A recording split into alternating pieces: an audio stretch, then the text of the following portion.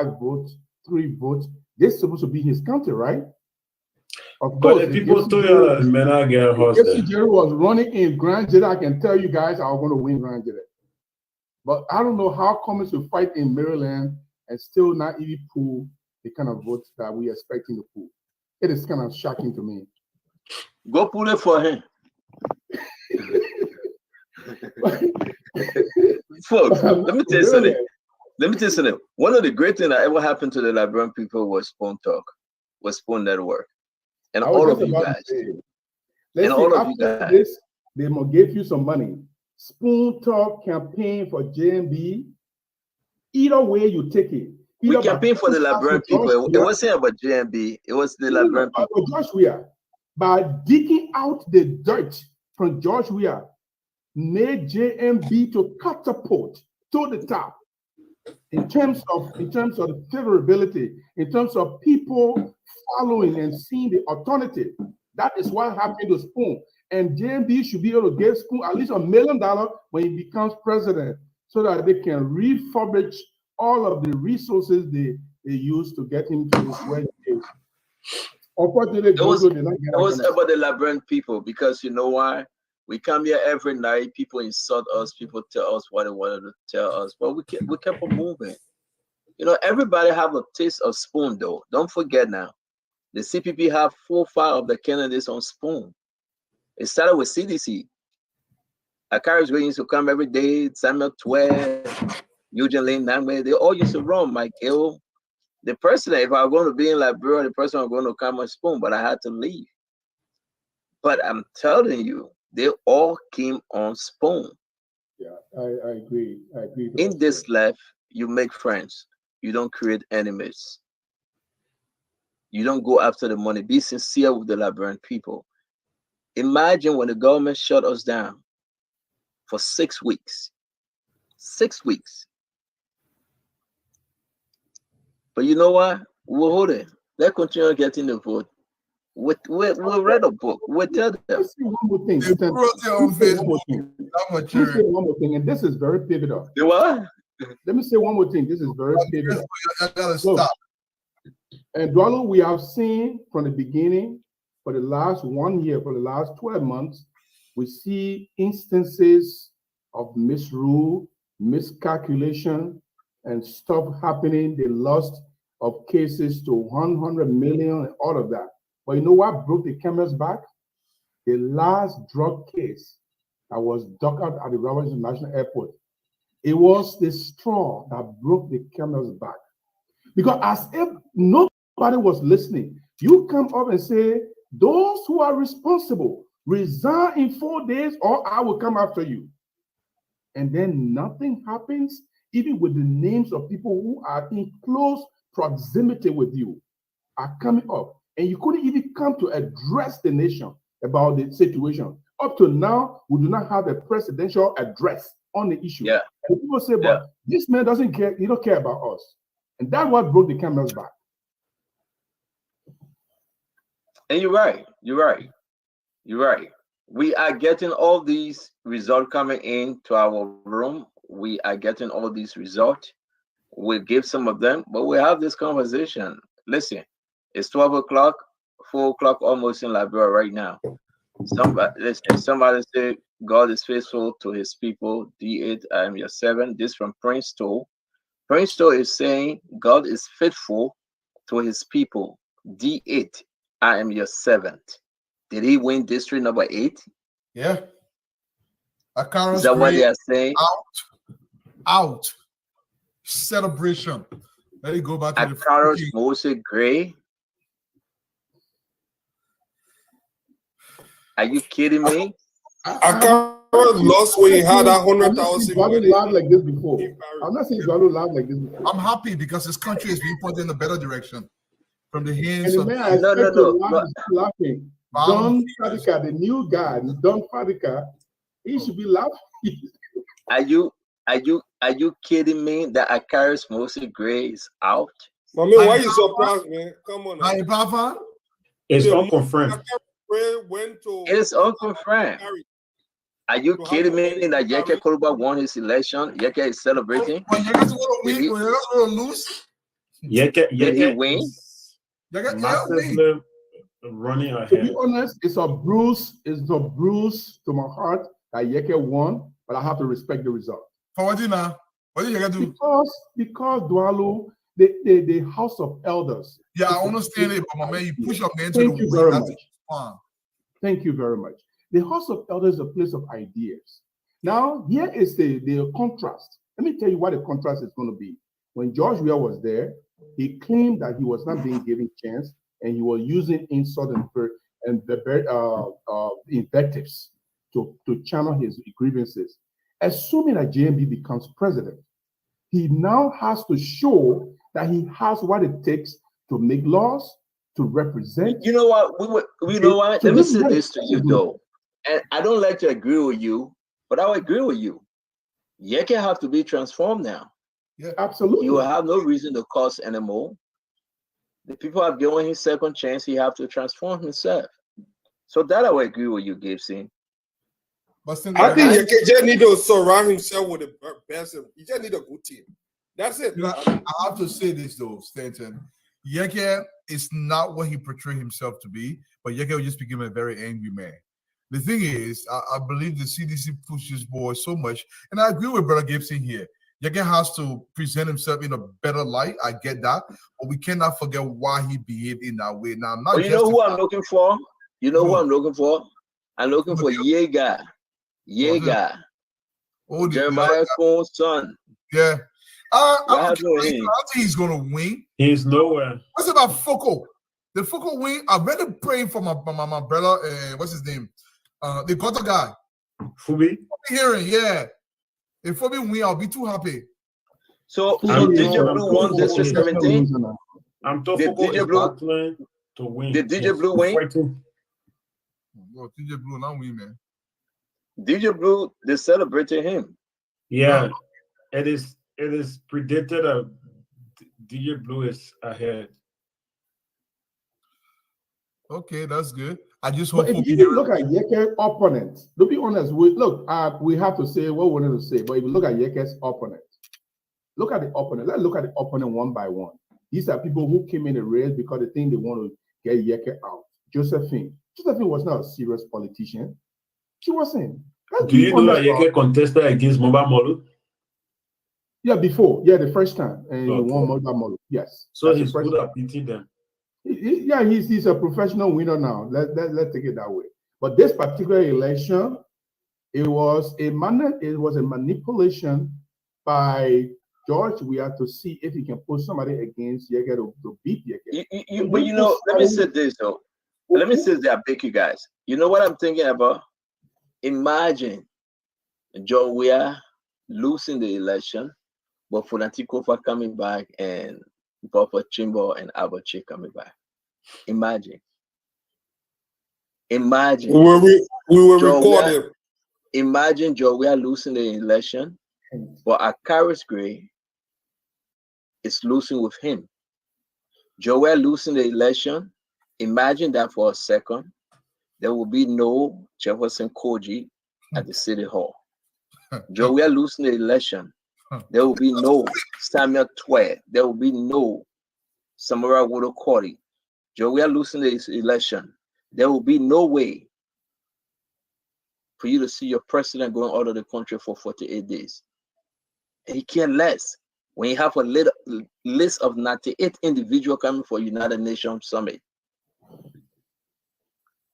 And drugs coming into the country, and they're calling your chief of protocol name Issa, and he said, I'm not doing nothing. They caught the people red-handed, $140 million worth of drugs. And he said, you'll let them go. Imagine George Weah losing this election. What would the Auditor General do to folks that Samuel Twe, putting on the personal bench? Imagine George Weah losing the election and asking him those hard questions. Stanton, how do I you mean, this is why the people minds were made up, and they say we are going. They want to do what? Let them do it. And everything we are seeing, every way this thing going, all the trend right now, in the UP chat room, in the war room. Imagine.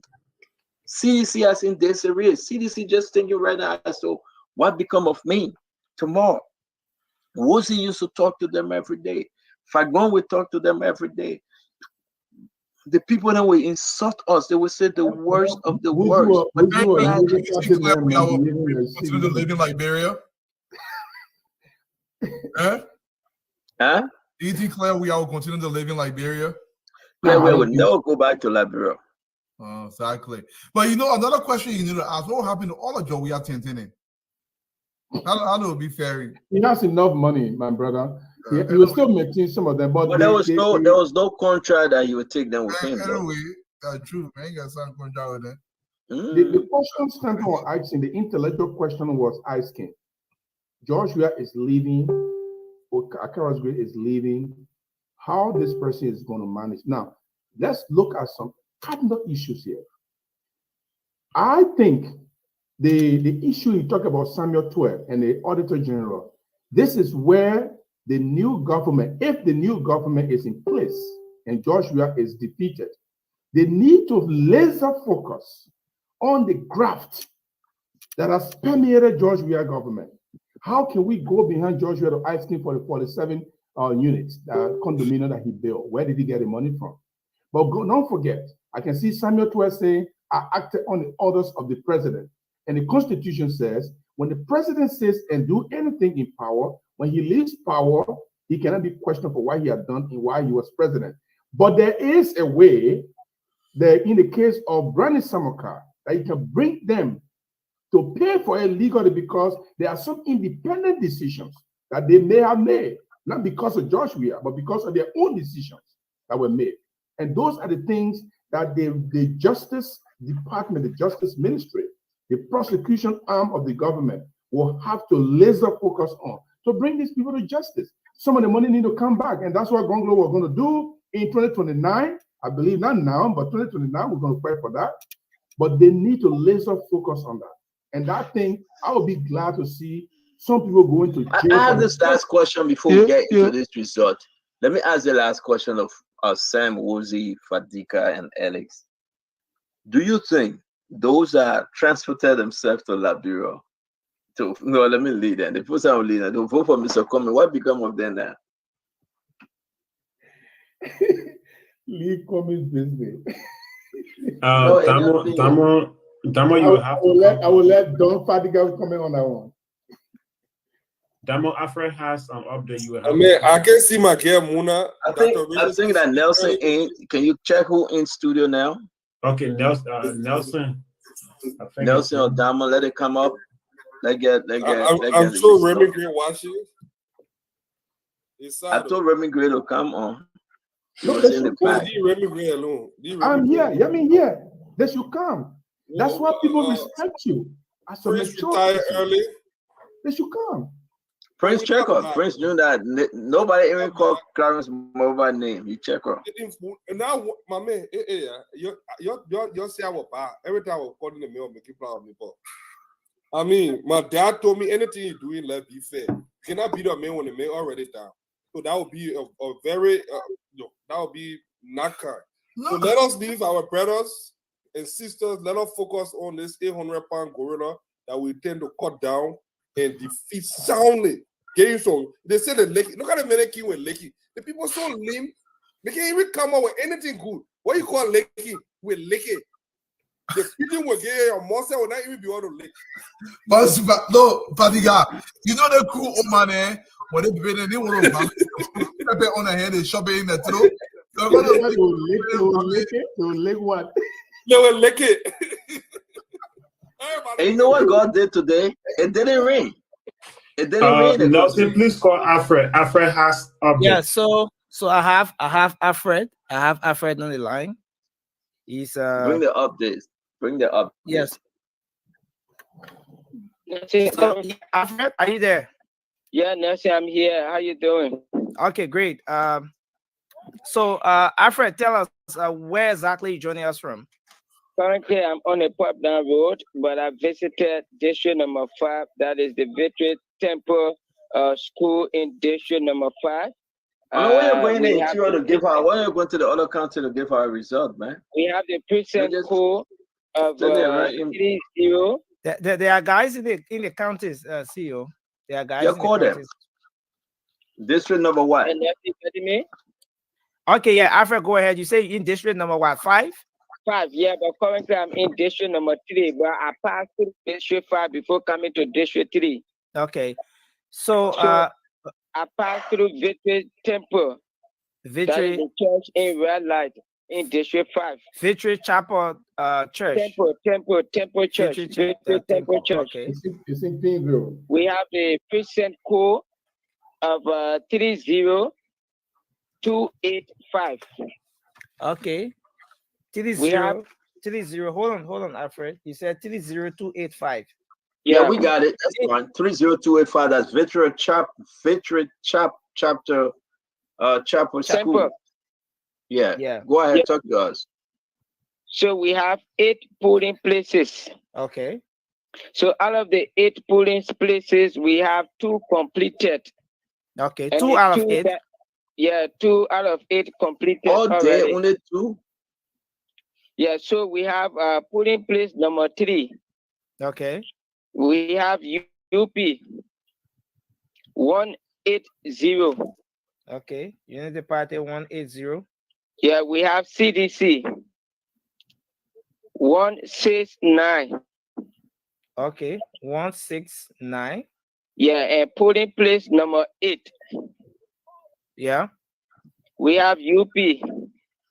So what's the third the third person next No, to? I'm basically No, focused. leave it. Leave it. Okay. Yeah. So this is for polling place number what? 3, right? Number 8. Yeah, Number that 8. 3 I just read. So Okay. we to 8 now. Okay, polling place number 8.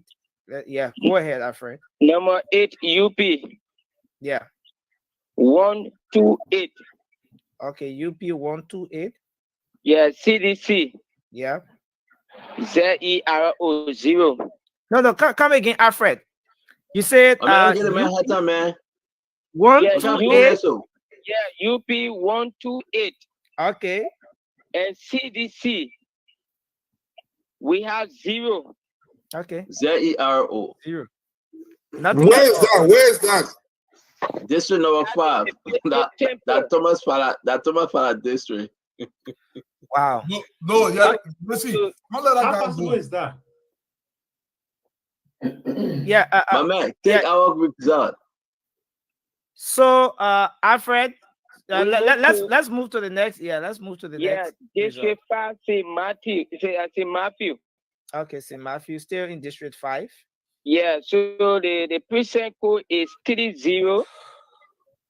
30 284. 284. Yeah. See, That's okay. it. Okay. That's it. 30284. What? Yeah, we have 6 polling places. Okay, 6 polling places. Yeah, and out of the 6, we have 2 completed. Out of 6, we have 2 completed. Yeah. Yeah. So polling place number 1. Yeah. We have UP. Okay. 184. 184. Yeah, UP 184. CDC. Yeah. We have 164. 164. Yeah. Polling place number 6. So you just gave us polling place number 1, right? Yeah. We'll So go we to 6. now. Nelson. Okay. UP. Yeah. 176. Okay. CDC 130. 130. Yeah. So we get to district number 3. Okay. The District 3. Revival Temple AG. No, tell the man to hold on. Hold on. So we at you left District 5. We at District number 3 now. Yeah. Yes. Okay. So the name of the precinct, Revival Temple AG, right? Yeah. In Woolcamp. Okay. The precinct code. Yeah. The code 30. 30 271. 271. 30271. Yeah. Okay. We have 7 polling places. 7 polling places. Okay, 7 polling places. Yeah, polling place number 6. Okay. So how many of those polling places have been Let him completed so just far? do it. Nelson, let him do it. Let him read it. Okay, Nelson, yeah, let me just do it. Okay, go ahead. Out of 7, we currently have polling place number 6. Okay. Unity Party. Yeah. 175. Okay. CDC. 118. Okay. Polling place number 4. Okay. Unity Party. Yeah. 242. 242. 242. Yeah. Yeah, CDC. 132. 132. Yeah, polling place number 3. Okay. Unity Party. Yeah. 231. 231. CDC. CDC. 155. 155. Polling place number 2. Okay. Number 2. Unity Party. Okay. UP. 251. 251. CDC. CDC. 148. 148. Yeah, then we get to district number 3, Biblical Christian Institute. Okay. District 3. Okay. Yeah, Precinct 4. 30 30. 273. 273. 30273. Yeah, Okay. we have 7 polling places. Yeah. We have polling place number 3 in Biblical. Okay. Unity Party. 260. 260. Yeah, we have the CDC. Mm-hmm. 144. 144. Yeah, polling place number 6. Number 6. Unity Party. Yes. 195. 195. CDC. CDC. 138. 138. Polling place number 7. Okay. Unity Party. Yeah. 213. 213. Yeah, CDC. CDC. 116. 116. Polling place number 1. Okay. Number 1. Unity Party. UP. 243. 243. The CDC. CDC. 152. 152. Yeah. So that does it from my end. I'm trying to visit 2 other centers before picking up. Before he runs away, I'm begging you, man. Yeah, so Alfred, just hold on. In district number 5, that's 0. I just want to reconfirm. I know he spelled it out, but is he 100% sure? Because this is substantial amount of vote, 128 to 0. Can he just? Alfred, We passed 0. We passed that. The message is 0. Come back to more and Please do help it. me, Nelson, because I'm not getting into play. Begin, go ahead. Go to the other place. Tell him begin to go to the other place. Alfred, okay, so you can visit the rest of the other areas, but can you confirm that 0 you talked about? Can you really confirm that at that place UP got 128 and the CDC got 0? Yeah, that is polling place number 8. Number 8, yeah. Yeah, so I will send you a copy of the tally sheet that is from District Number 5 Victory Yeah, we Temple. want to post that Wow. tally sheet. Yeah, Wow. so What tally sheet we put up? I'll try my best to send you the tally sheet in our chat room. Wow. Okay. Thank you, Alfred. We'll be here, and we look forward to reconnecting with you. Thank you so much, Dustin. Okay. So Man, all I can see that so we're Jet, trying to that connect Jet teeth also, man, you're smiling. Oh, Everybody, just don't say about you. I won't know how they go. Don't say about you. All I can see that Jet teeth also. Not just Really great. don't tell you no more. Colonel Gray. But what you want us to do? I can see that Jet teeth. Oh, God. You'll be happy. Yeah, Here we go. but, What you want us to do? the thing is, Colonel Gray, what's happening to Silent Votersville? What's going on down there? Silence for them. They ain't reached there yet. Oh, okay. Okay, that's small. No, man. I mean, the numbers, they're still coming in, but like, the trend continues. Fadiga, it's the same So I trend. have a question for Remy. The same question that Stanton asked me earlier. Remy, you know, your man Cummings last time he had 7%, which was very encouraging. He came in. People thought that he was making tremendous headway in the Liberian political landscape. Now, do you still think he can maintain his 7%? If not, do you see a defect in his political machinery? You know, the only thing I can say about politics sometimes, I think I said it way before that, it is seasonal. Okay.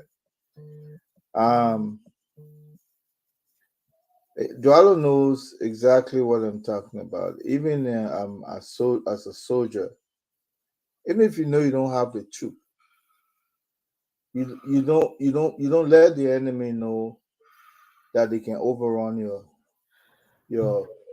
base. So That's we a have story. We don't get so sufficient right now we have Aaron Kuban. Aaron Kuban has joined us. He says from District 12. Aaron, good morning. Good morning, Nelson, and let me say good morning to the entire team there. Okay. Yes, I'm presently in District Number 12, UCA, United Christian Academy, somewhere opposite Steven Tubber, and this voting precinct is numbered 30264. Okay, so you said United Christian No, Academy. we're not hearing him, Nelson. We are not hearing Aaron. Can you help us? Okay, Aaron, try to say something. You said Yes, it's United Christian Academy. Are you hearing him? And yeah, it's which precinct? 30264. Which Okay, district? so the precinct is United Christian Academy. Yes. Which district? District number, yeah, Aaron, just hold on a bit. District number 12. District number 12. Okay, let you hold on, yeah. Okay. Just hold on a bit, Aaron. Okay, so district number 12. What's the? This is polling place number 1. What's the precinct code? What's the precinct code? The precinct code is 30264. Thank you. Okay. Yeah. So, yeah, go ahead, Aaron. Let's hear the results you have. Yeah, the results are having for the top 3 so far. We have Joseph Newman Boakan of the Unity Party. We got 158. Polling place number what? Polling place number 1. Okay, polling place number 1. 158. 158.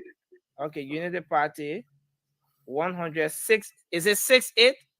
58. Okay, 158. 158. Yeah. Okay. Then for the CDC, George Weah, CDC, 219. 219. Okay. 219. And then you have the CPP 8. Okay. CPP as a Cummins got 8. Okay. Yes. So So this same area I have another polling place here. This is polling place number 3. Polling place number 3. Okay. From the same area, in the polling place number 3, Joseph Yuma Bwaka, 157, 157, the same percent. 157.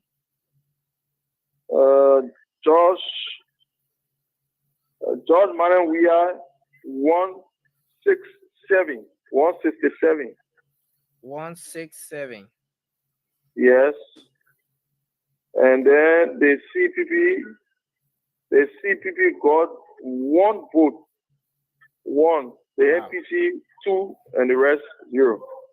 Dwalo, yeah, they got only 1. Hello, can Aaron repeat that number? So the number for the polling place number 3, yeah. Polling place number 3, Joseph Zuma Bwaka of the United Party, 157. Okay. 157. Yeah, 157. And the CDC? The CDC got 167, 167. Okay. Okay. Yes. So you have another one? Now the guys are still counting. Polling place number 4 has not come out, and polling place number 2 as well. Okay. So let me ask you a question. Yeah, hold on, Aaron. Do you have the tally sheet? Are you sending it to Nelson, Aaron? Aaron, are you there? Sorry? So Yeah. do you have the tally sheet? The CEO is asking as to whether you have the tally sheet, and if you're sending all of the tally sheets are in the photo of the tally sheets are in the chat room. Okay, yes. I just confirmed it because I just saw your I placed them in the chat room. So thank you. Once the other ones are ready, I'll also send them in the chat room as well. Okay. So are you at the police station? Aaron? So, yes? Are you at the polling station? Yes, I'm right now at the precinct that has about 4 polling places. Okay. So you have all reporters there, Aaron? CEO. Are there other reporters? He even think it's the men are starting insulting me. He said, we're not talking about him. I didn't get this, nothing. Are there other reporters there? Do you have other reporters there? From the network or from other institutions? No, from another institution. From other institutions. One reporter came here earlier on, boy. He left. And so far. From which institution? I'm the only person here. You the only person with the next step, or you just the only person? Is it on the wall? Aaron. The result I got? No. Are you the only person with the next staff right now, or did you get this result from the wall? Was it posted on the wall, or you are the only person right now with the next staff? That's the question. The results are posted on the wall. This is the record of count. It is placed on the wall once the counting is done with. So the two polling. That's exactly what I wanted the people to hear. Results are gotten. Okay. Thank you. That's what I wanted people. Thank you, Aaron. But I asked him why all the results are not in. Are they still working? Okay, so Aaron. You said they are still counting. They have been too slow since the counting started at 7 p.m. It's almost 5 o'clock as I speak. So are they still counting? Almost 4:24 a.m. And the guys are still counting since 7 p.m. yesterday. Okay. Yeah, so the other 2 polling places did not conclude yet. Okay. Thank you. So Aaron, thank you. We hope to have you coming back once you have an update. Can I read district number 10 update? This don't read Yeke district, man. Let you leave I it think alone. you can already started dealing with No, the man said the man not text me too. Let you leave me alone. You give me a Caris Grade district. Let's talk about a Caris Grade St. Joseph and Nathaniel McGill, Bill Twawick. Do we have it? Nathaniel McGill, according to his war room, what I heard from some of those who are working there, he's way ahead of his colleagues. And the same as Senator Joseph, while Gray is still struggling, and Yeke is way ahead of his opponent. So basically, in district number 9, we are yet to get concrete result regarding the representative posts. We are yet to get concrete result from there, but at least Representative Gray, I'm told, according to the preliminary results, he's struggling while Yeke is laughing. I wonder how T5 is doing. Very good hairline. Yeke laugh as great crafts. You see the way that journalist, you know exactly what to do. So, no question. Prince Johnson went in his district. You won. Prince Johnson, everybody knew that he was going to win. Oh, yeah. Prince Johnson never had anyone to contest against him. And in Lofa, we are yet to also get results regarding the senatorial post, whether Steve Zago is making it or he's falling away. So at least it's possible, according to the preliminary results that we're getting, Yeke is presumably expected to return to the capital. Yeah. But it's possible again, it can turn around. Yeah, anything's possible. It's possible CPP. Well, I mean, the represented elections in districts are pretty much predictable because you can easily know whether the person is going to win. It's different from the presidential votes because there are various counties, various districts that are supposed to pull in to make the final. But if Yeke will win, that will not be surprising. I think even the launching, you can see what happened. So yeah, I'm not a fan of him, but the people who are voting, that's fine. And you know the good thing about Yeke winning is not basically from the district. There are a lot of people who pull in from all walks of life, from all districts across the country. I know of many people who flew from or drove from Maryland, Sino, and other places just to go in with Yeke district to register.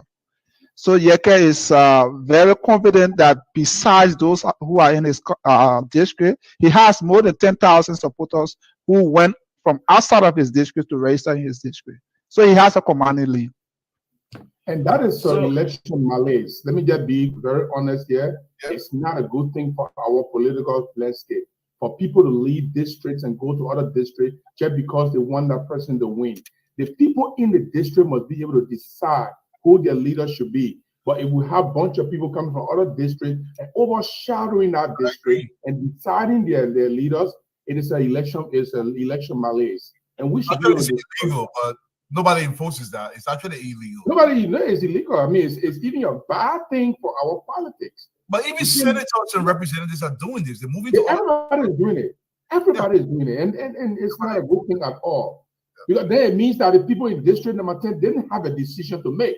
Correct. It means district number 7 made a decision. District number 5, number 2, everybody coming from Cape Mount, from Maryland, from Lofa, bunch of people coming. I mean, the fact is, Yeke remains very popular in his district, in addition to those who go to register for him. But you know, Yeke have cut across the political spectrum. So every county is celebrating Yeke.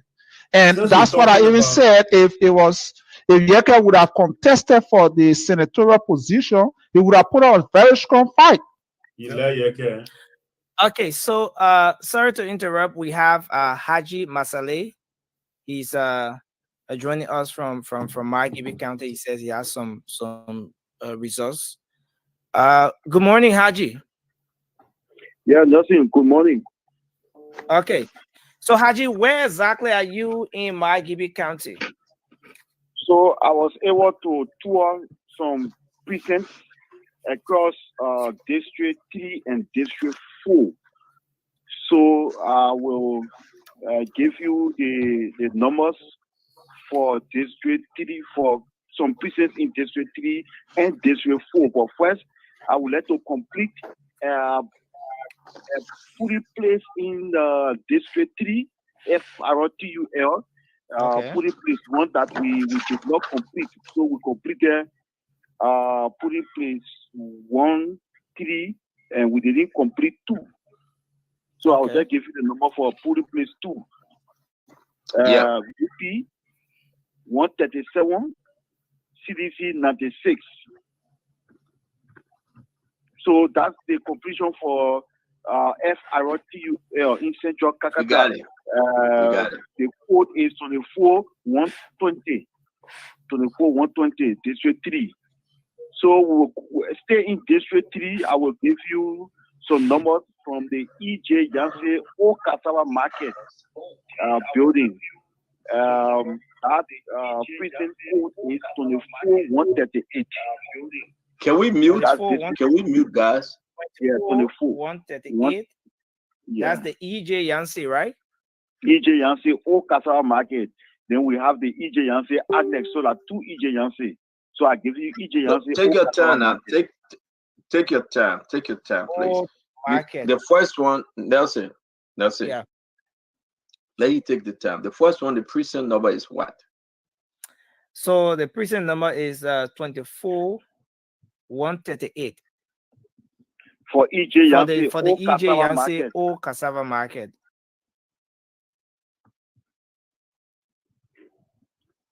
So I can read the numbers. Yeah, there are 3 places. There are 3 polling places in this precinct. Okay, 3 polling places. Where do you want to start? So let me go for polling place 1. Okay, polling place 1. Yeah, United Party. Hold on. 207. Okay, United Party. 207. 207. Yeah, CDC. 120. 120. Yeah, that's for polling place number 1. Polling place number 2. 1. Let's go. Yeah. Number 2. Yeah. United Party. 209. United Party 209. Yeah. CDC 109. 109. Yeah, that's polling place 2.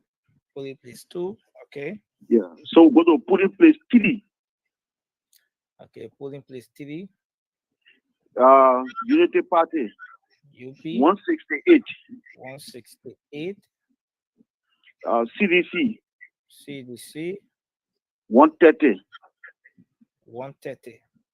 Yeah, and finally for EJ Yancey polling place 4. Polling place number 4. UP 218. 218. CDC 117. 117. Okay, so that's our district. That's for the EJ Yancey school in District 3, Margibi County. Yeah, Old Cassava Market. Old Cassava Market. By the morning hours, I will give you EJ Yancey Annex in District 3. Okay. So hold on 1 minute. No. Hold on 1 minute. Okay. The result he just gave, the number he read is 24138, correct? Yeah, 24138. Yeah. Okay. That is the EJ Yancey Public School Annex. No, it's not the annex. It's Old Cassava Market. The annex is different. Listen, my friend. Listen, I'm begging you. Please. On what we have here, district number 3. Are you in district number 3? Is that where you're reporting from? District number 3. Yes. 24138. Yes. On the paper from the NDC website, it's EJ Yancey Public School Annex. There's nothing to say Old Cassava Market. Okay.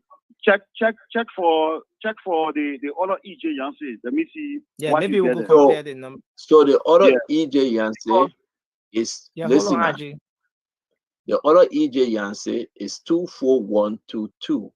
It's EJ Yancey School, Cassava Market. So which one are you giving us now? 24122. 24. Listen. 24122. EJ Yancey School, Cassava Market. This is what they have here. I have not been to the annex. I know the annex. I went there today and did some observation there, but I have not recorded numbers from the annex. I know the annex. So the precinct, So listen, the precinct code that you gave us, the precinct code that you gave us is EJ Yancey Public School Annex. So we're gonna put this aside. You gotta verify it, and you can come back and give us the right code for both of the EJ Yancey. Okay. Okay. So what I will do, I will go to the annex tomorrow and take the code. Take your time. You don't have to explain. Take your time. Get up both. Make sure you look at the name. That's what I'm saying. Yes. Thank you. Yeah. Okay. Okay. So let's go to District 4. District 4, District 4, Magibi County, Lionette. Please hold on a bit, Haji.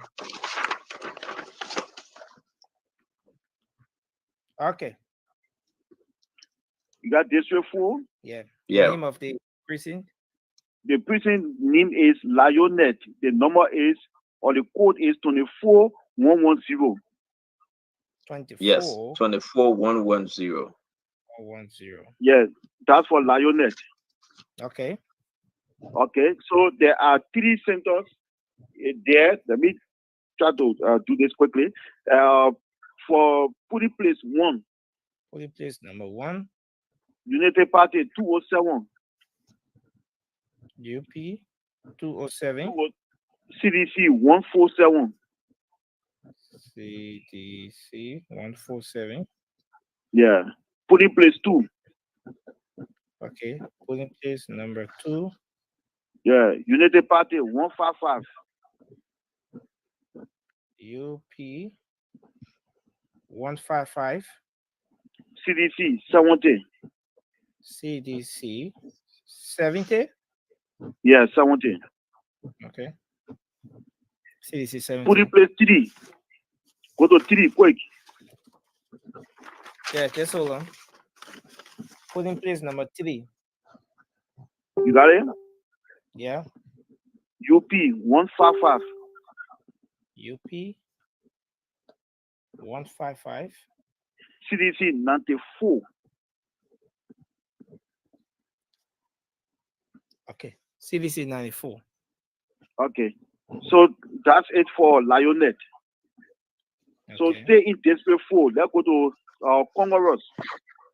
24116. Congoros. 24116. 24 116. Yeah. UP 233. UP 233. CDC 119. CDC 119. Putting place number 2. Okay, putting place number 2. Yeah. UP 230. UP 230. CDC 95. CDC 95. We go to putting place 3. Putting place number 3. Yeah. UP 222. 222. United Party 222. CDC 103. CDC 103. Polling place 4. Okay, polling place number 4. UP 162. Unity Party 162. CDC 62. Coalition 62. Polling place 5. So polling place number 5. UP 180. Unity Party 180. CDC 62. CDC 62. Okay, it completes Congress. So let's go to BFA in District 4. Code to the Okay, 4. okay, hold on a bit, Haji. Hold on, Haji. So we are done with Congress. Yeah. In District 4. 4. Mm-hmm. Okay. Next precinct. So stay in District 4. We'll go to BFA. Okay, BFA. Is that the only name of the place? BFA? Let you call the precinct code. Please call the code, Haji. Haji, are you here? Oh, wow. Oof. We lost Haji. Okay, we have him back. Haji, welcome back. Yeah. So we were shifting from district from Congress to BFA. Okay, Better Future Academy. Better Future Academy. Okay, Better Future Academy. What's the code? What's the code? 24144. 24144. Yeah. Okay. Three putting. Please hold on. See, is that okay? Is that correct? Yeah. Yeah. So yes. So we got three places. 3 polling places. I give you 1. Polling place 1. Yeah. UP 254. Unity Party 254. Yeah. CDC 44. CDC 44. Yeah. Okay. Next. Polling place number 2. Unity Party. Polling place number 2. Hold on. Okay. Unity Party. Unity Party 233. 233. 233. CDC 74. CDC 74 votes. Yeah. Polling place number 3. So polling place number 3. Yeah. Unity Party 237. Unity Party 237 votes. And CDC 84.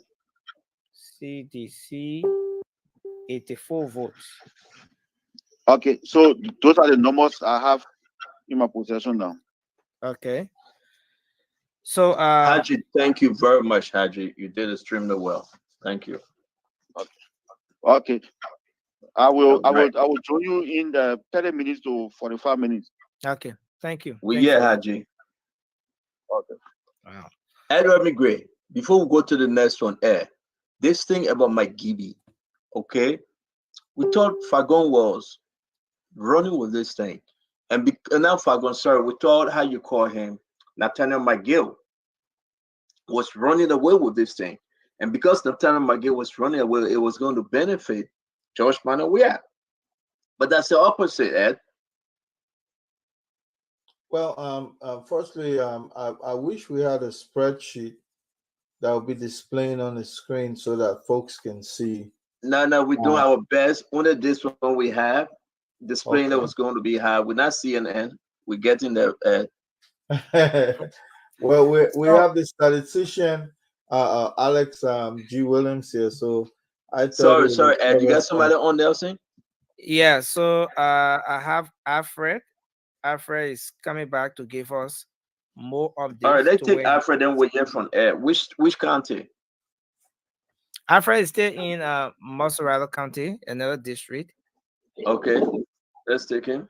Yeah. Good morning, Alfred. Welcome. Thank you, Nelson. I'm still in District 3 trying to wrap up things for District 5. So Okay. I visited the Gift International Christian Schools of Which France, district are we talking about?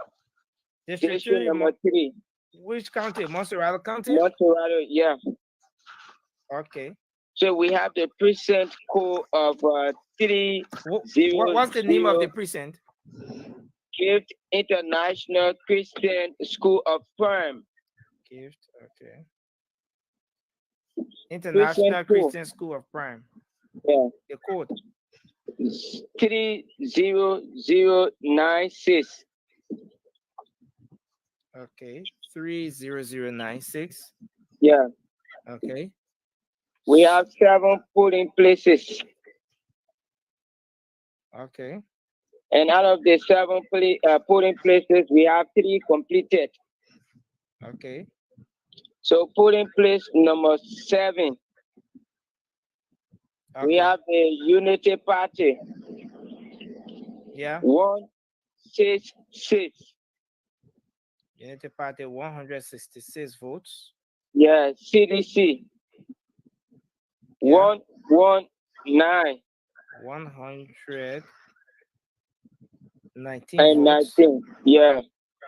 Polling place number 5. Okay. Unity Party. We have 211. 211. 211 votes. Yeah. CDC. CDC. We have 158. 158 votes. Polling place number 6. Okay. We have UP. Okay. Unity Party. 161. 161 votes. CDC. CDC. 137. 137 votes. Sure. So that does it for the Gift International Christian School of Prime on the Portland Road in District number 3. Okay. Thank you. Okay, Alfred. Thank you. Thanks a lot for giving us this update. Thank you so much. Yeah, we look forward to getting you again once you have Let me bring it, Ed. Ed, back to what I was telling you, and then we can go because we can go to the rest of the guys to speak. But Ed, this thing that McGill with didn't help George Manawea. Well, I think Margaret garnered some sympathy votes. This was a referendum against George Weah, but if Margaret was still in the government and was running, the result would have been different. So I want to say maybe they rewarded him for his proximity to the ruling establishment. People could not distinguish whether or not he was still in because he had been thrown out. So this was a win for him, not necessarily for the party. And I think if you go back and look at the campaign process and the number of people that were rallying around him, you could just see some victory, flirting his way. But I think the people were really angry with George Weah. I don't care what happened. Some of us were hoping that he would get beat, but not. I didn't know it was going to be this bad. And the more the results are pouring in, the more you see the anger of the people. Some people are collateral. Collateral in the sense that they were in harm's way, but the wrath of the people, they were really angry. So whether or not George Weah were going to go live in Margibi, they still were going to vote against him. But I think they rewarded a woman there, Magay. And maybe this will send some lessons in our people that people can rally around you one election season, don't take advantage of that. Always remember your job is to do the work of the people. And I think CDC failed to, and all the folks who are closer to George Weah, they will feel the wrath. And that's why when you guys are talking about Carrier's Gray, he's going to get dragged. Josephine Davis, she's going to get spanked. All the folks who are closer within that realm of George Weah, definitely should be looking out for them. They will lose unmercifully. That's all I can say. So you think it's because of George Weah they are losing? Yeah. Wow. Yeah. You buy into that? Mr. Weah did a lot to hurt himself. I think they saw it coming. They knew that this was going to be the end, but they didn't. They think they will have a little spot to even wiggle with. That's why I hope it doesn't go to the second round, because these folks they're terrible. Just to defend themselves, they're terrible. I don't know what they will do, but if they continue at this trend, I think Ambassador Buckeye or the Unity Party probably, in my opinion, right now has that 35-40% lead based on the numbers coming in. So to bridge that gap is going to be extremely difficult. Not unless there are counties that George Weah, will pull numbers. It still will not. I won't call the skewed, right? But I don't think it's going to even be sufficient enough, because it has so much grounds to cover, and that tells you that this was not about the party. This was about the individual himself on the ticket. What we are saying. Go ahead, Gibson. Gibson, go ahead. I want to differ on one technical point. That those who were rejected on the basis of Joshua. Let me say the reason why. Like the first time in the history of our voting process, I see the Liberian people synthesize their vote attitude. Look at what happened. They rejected George Weah in Magibie, similarly rejected George Weah in Magibie, and took Magay, not because they wanted Magay to be linked with George Weah. And like you said, I agree with him on a sympathy vote. But look at Sir Joseph. They are rejecting George Weah in Montserrat County, but they are picking Sir Joseph in Montserrat County. So for the first time, I'm seeing that Liberians are beginning to look through there and make a decision that they want to make, and not on the basis of CDC vote one, vote all. It's not the same thing anymore. Talking about Josephine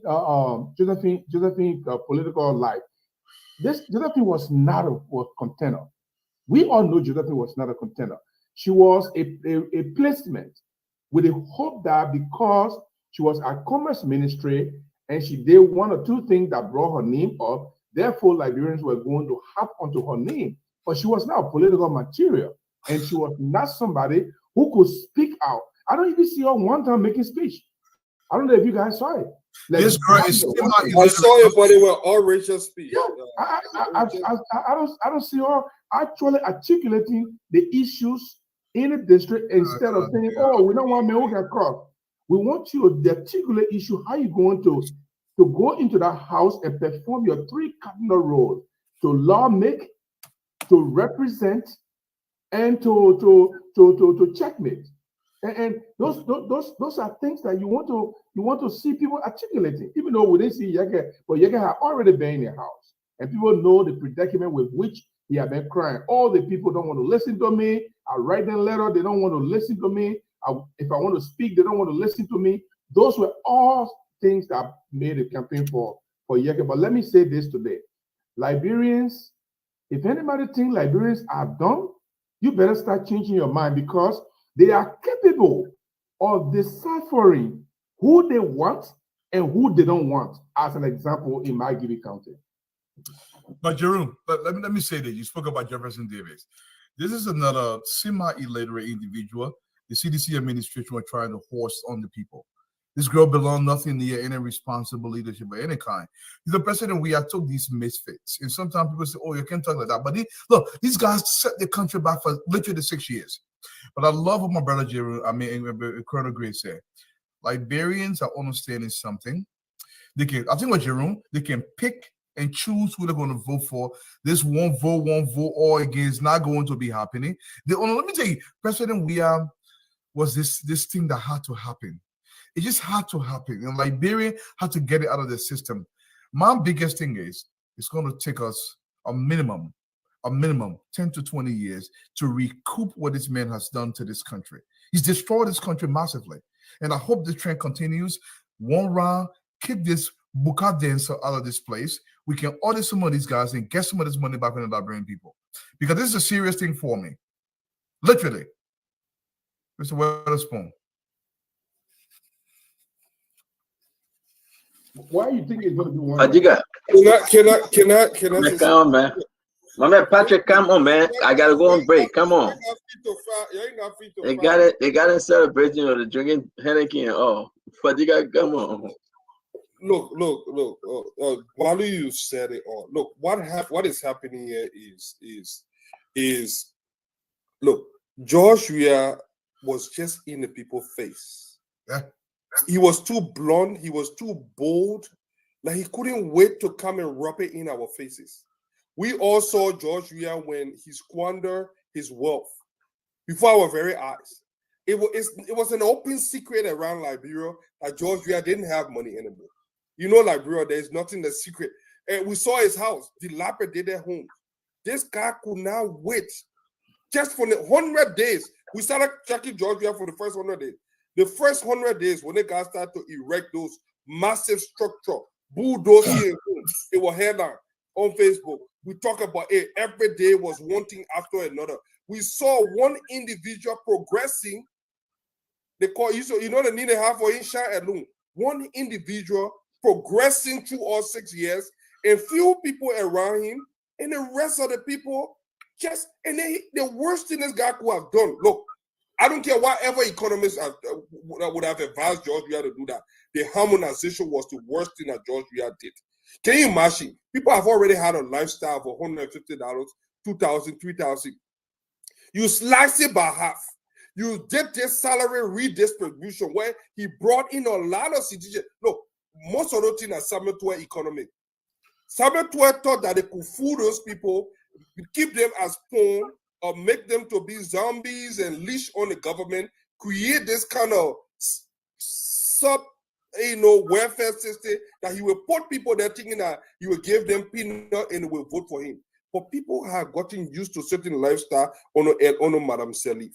People, we had a little middle income. Look at the GDP per capita in the South region. At that time, Liberia was at least on par. In Guinea, the people talking about almost $800 to $900. In Liberia, they cut it down to half. So people started to see the difference. And then when they didn't want people to observe it, they started to act like they were invisible. They started to become less scarce. They started to create this court organization that you are either part of the court or we'll sideline you. So money was not trickling down. I went to Liberia, I went to a spot on 10th Street. All the ministers eat to the same place. They sleep with one another. They do everything. They were not assimilating anymore. They got far away from the people. They eat, but they hide. Look, my dad used to always say, they say when you do secretly, others see secretly. They thought the Liberian people were not watching, and the people waited. Some people have patience. I'm telling you, there are so many people, Joe Weah, they kept quiet for years, thinking that something will change. The man chose loyalty over competence. What we are seeing is the people telling you, you know what? We took you from nowhere. We made you something. And even the people that you say, oh, the queer people, the civilized people, the educated people, or that support this country, at least the educated people thought about us. What about you, our own son, that we thought that you looked like us, came from where we came from, that you will be in our interest. And you just came and abandoned us. Look at Grand G there. Look at the Southeast, the guy. And another thing that this showed, I'll just stand it back over to you, Pedro. Another thing that this thing showed is that George Weah was not in control.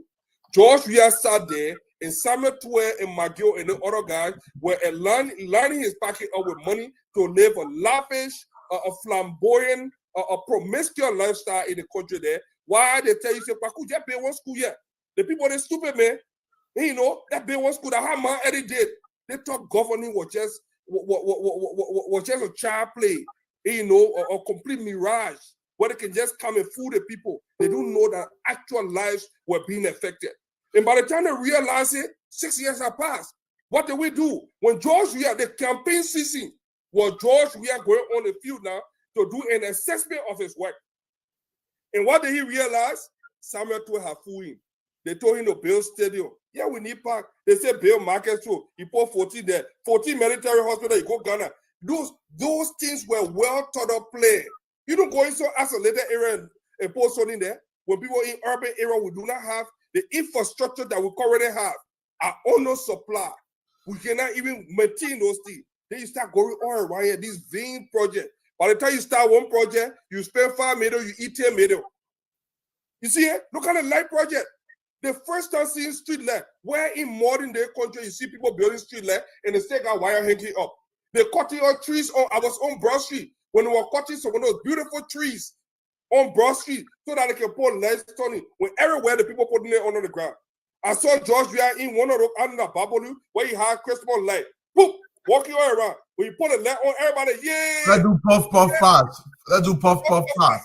Yeah, boop, boop. Putting Christmas light on. People that Fadiga, you know the thing is, it was all George Weah, you know, normally when people say George Weah don't do this, George Weah don't do that, George Weah is actually the problem.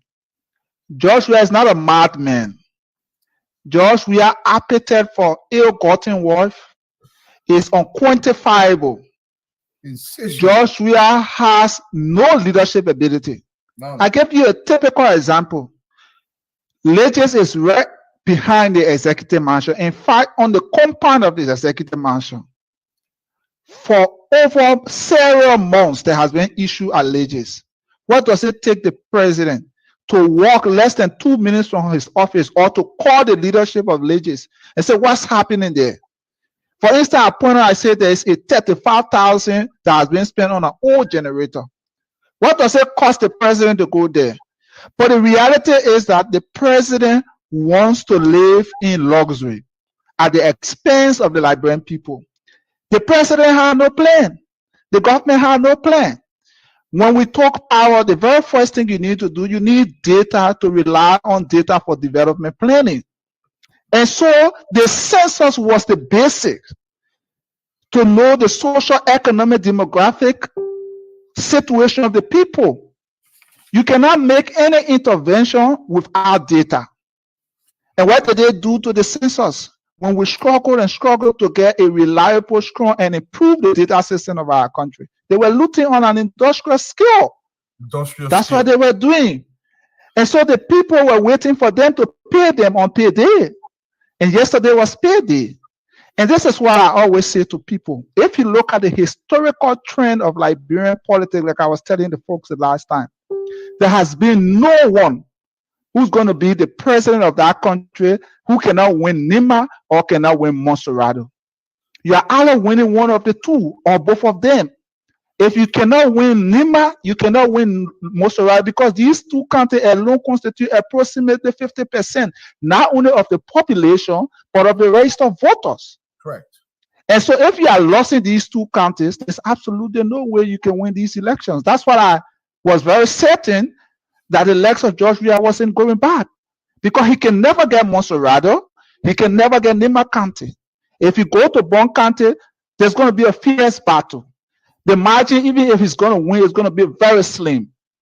And then Lofa is going to be massive.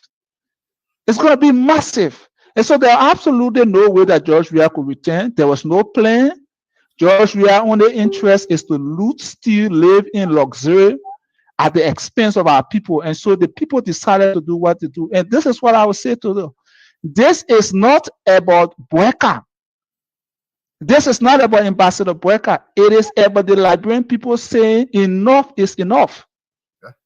And this is a warning for all of those who's going to be representative, who's going to be president, senator. Liberians are determined that if you do not save them When they gave you that social contract and you break that portion of your contract, they are going to reward you peacefully on Judgment Day. And the sad thing about it is that many people face the Judgment Day before the real biblical Judgment Day. And that's what's going to happen. And I cannot wait to see people in yellow or green jumpsuit accounting for the Liberian people money. And some of us are going to be government witnesses because we know what have happened. You know, Mr.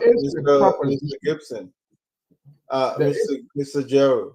Yes. Remember, I told you that George Weah actually was the center of all of this. You see, Sir Joseph, if you see, there was some gap between them. He was not glued to him like how you have in a carrier's grade defending, helter skelter the government. Sir Joseph had made his own political and social capital. He has built it over the time. But if you still was going to identify with George Weah to that extent, he would have been rewarded equally. But you see, now what I'm thinking about the CDC is something we call post-mortem or the morphology. Post-mortem, what is going to become of the CDC? I mean, this was a brilliant, beautiful grassroots organization they built, but George Weah built it, or it was built around him. So if he's the problem, people are going away from that organization. I think,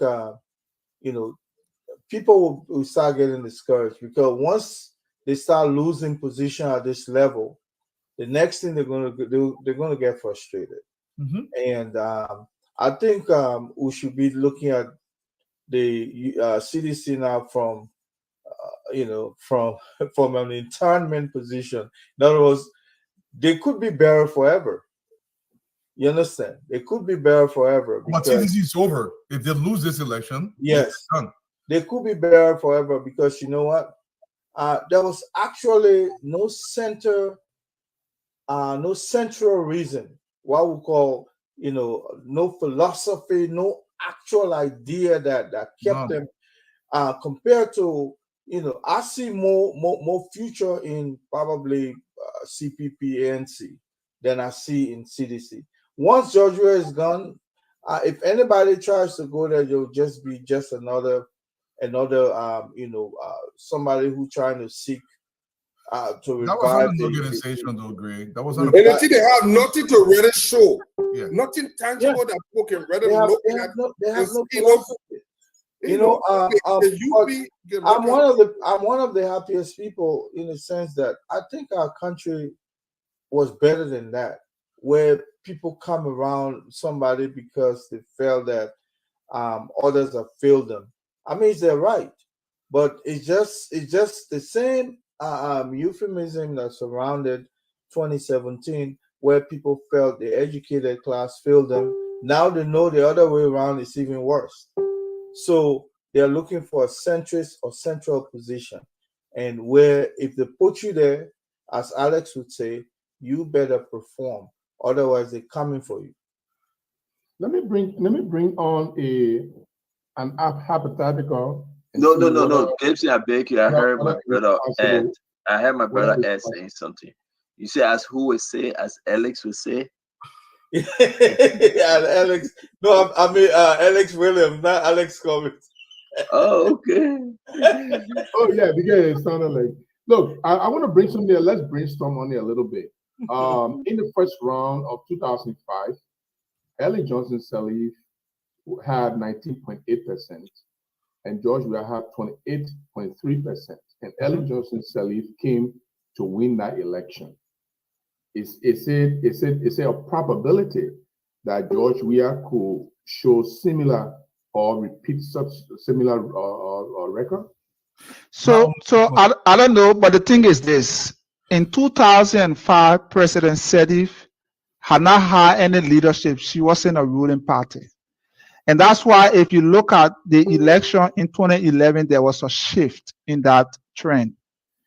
Because the people had not experienced President Sirleaf in 2005. The state was fragile. We were just from war.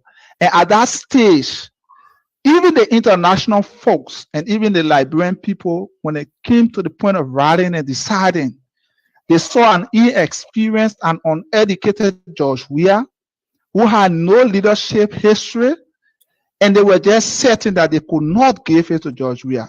Not only that, the second round, Malansedi was able to galvanize sufficient political strategists and political party to support her during the second round.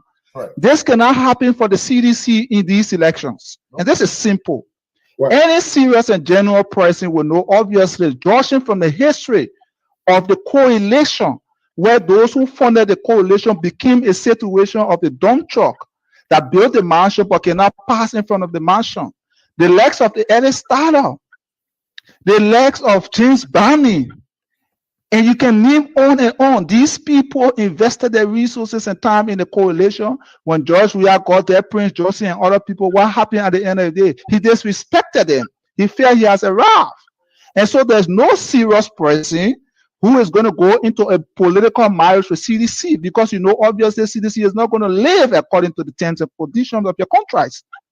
And so this is a totally different situation for CDC. Not only that they have a baggage in terms of poor performance, in terms of rampant corruption, in terms of mysterious killing, extrajudicial killing, not only that they have all of these baggages, but their own history of living in accordance with agreement and people who support you.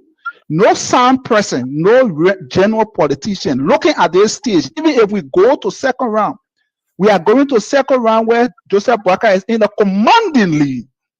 Correct. And you don't want to risk your political future. I can tell you this for a fact. Even if the legs of Mr. Cummings and the legs of whosoever you talk about go to George Weah, the first thing, the number or the percentage they are taking to George Weah are insignificant. They are minute. They are infinitesimal. They cannot contribute to crossing George Weah over to the second round, becoming president of our country. Absolutely not. And I'm telling you for a fact, if these political leaders even shift the pendulum, the ordinary supporter who supported them are not going to go along with them. They're not going to do so. So this is absolutely different. Here is the thing, though. I'll come in, Dwalo. I'm sorry. Here is the thing. Let's look at it from. Sorry to interrupt. I promise you, something I'm going to be very objective when it comes.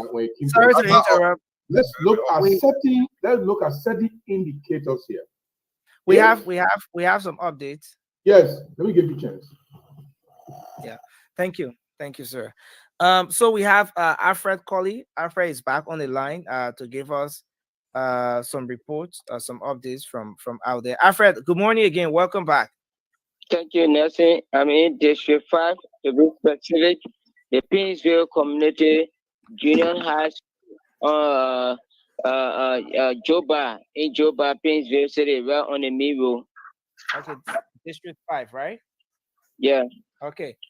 So what's the name of the precinct you have? Painesville. Okay, Painesville, yeah. Community Elementary and Junior High School. The code. 30121. 30121. Yeah. Okay. Go ahead. Yeah, we have 5 polling places. Okay. Polling place number 1. 5 polling places. Polling place number 1. Yeah. Yeah, we have Unity Party. UP. 215. 215 votes. CDC. 153. 153 votes. Polling place number 2. Okay. Unity Party. Okay. Polling place number 2. UP. 230. 230 votes. CDC. 178. 178 votes.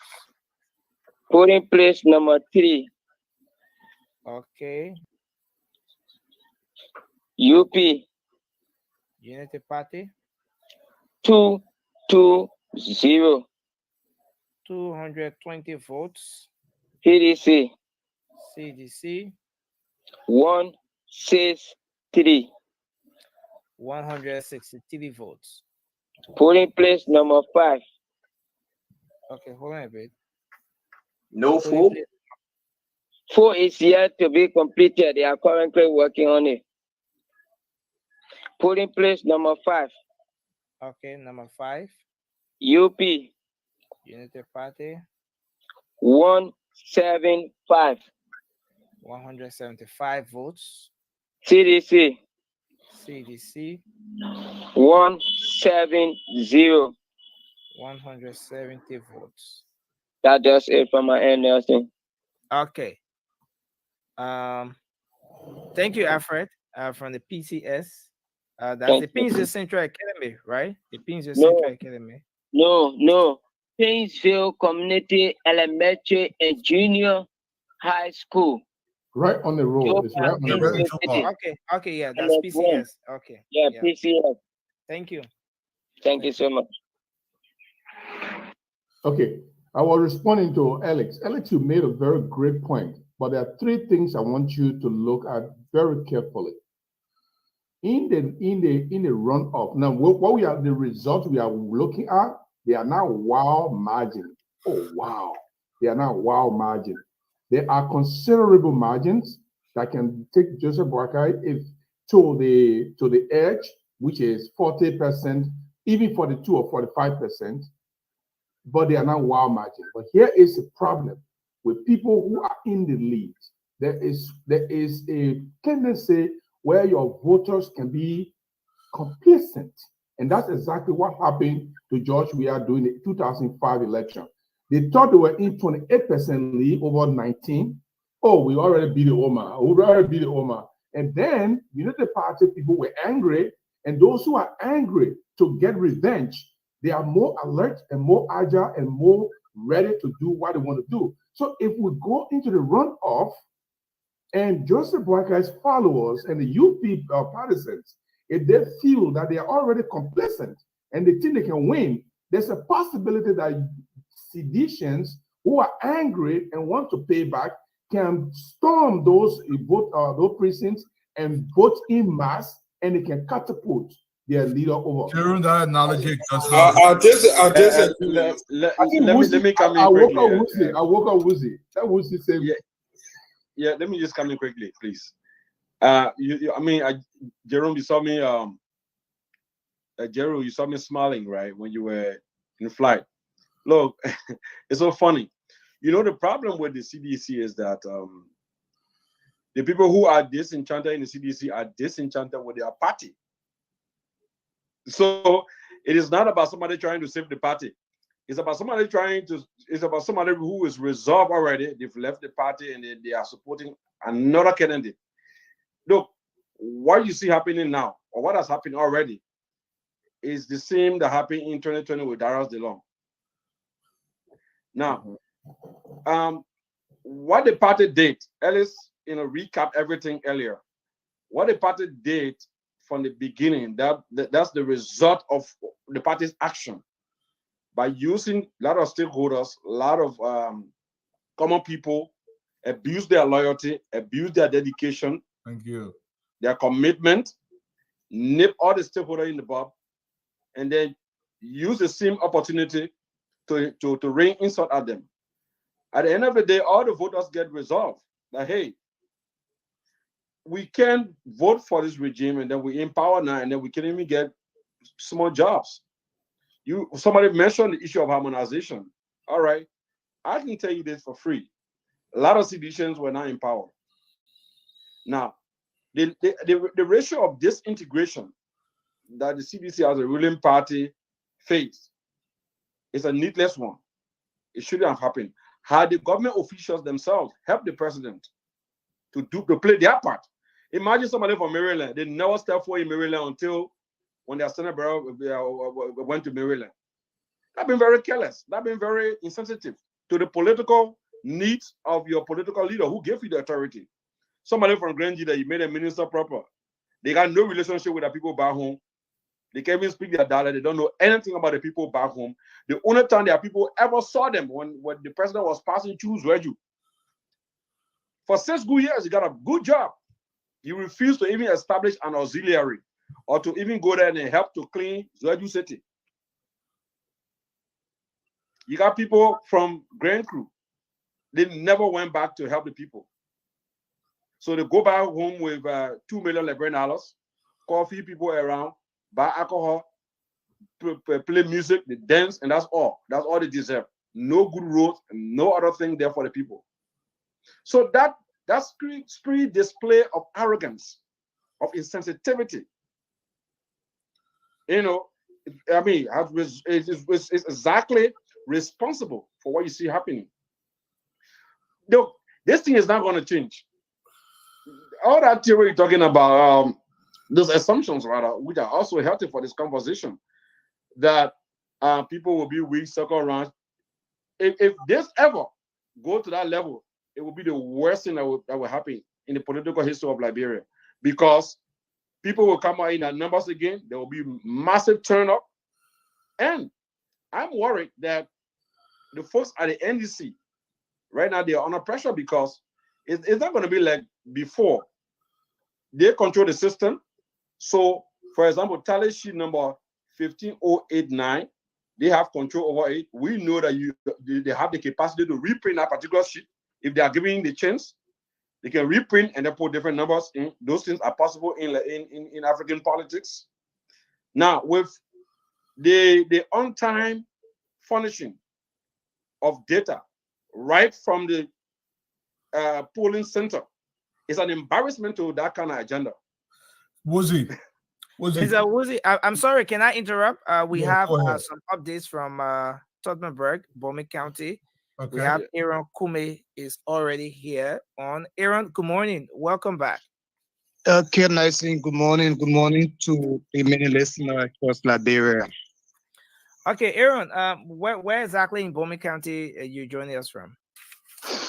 Currently, I collected my report and I came down at the Wikama community where I'm currently posted currently. Okay, Wikama community. So where you want to start from? What are the names of the precincts? Okay, so I will start from the Vartan Cinema. You have the Moses Vincent compound. You have the Joseph Town. Okay, so let's start. Let's take it one at a time. Let's start with the Vartown Cinema. Okay. All right. So Vartown Cinema have what's the precinct code? The precinct code is 03076. 03076, right? Yes. Okay, 03076. Okay. Yeah, go ahead. I got that. So for putting place, Vartown 2 Cinema have 3 precincts. Sorry, Mr. Dwalu. Okay, the the district, district. Please state the district. Which district in for me? This is district number 1, Senja district. Senja district. Yes, Senja district. Thank you. Correct. Okay. District number 1. Okay, go ahead. All right. So this polling place have 3 precincts, and I picked the first one.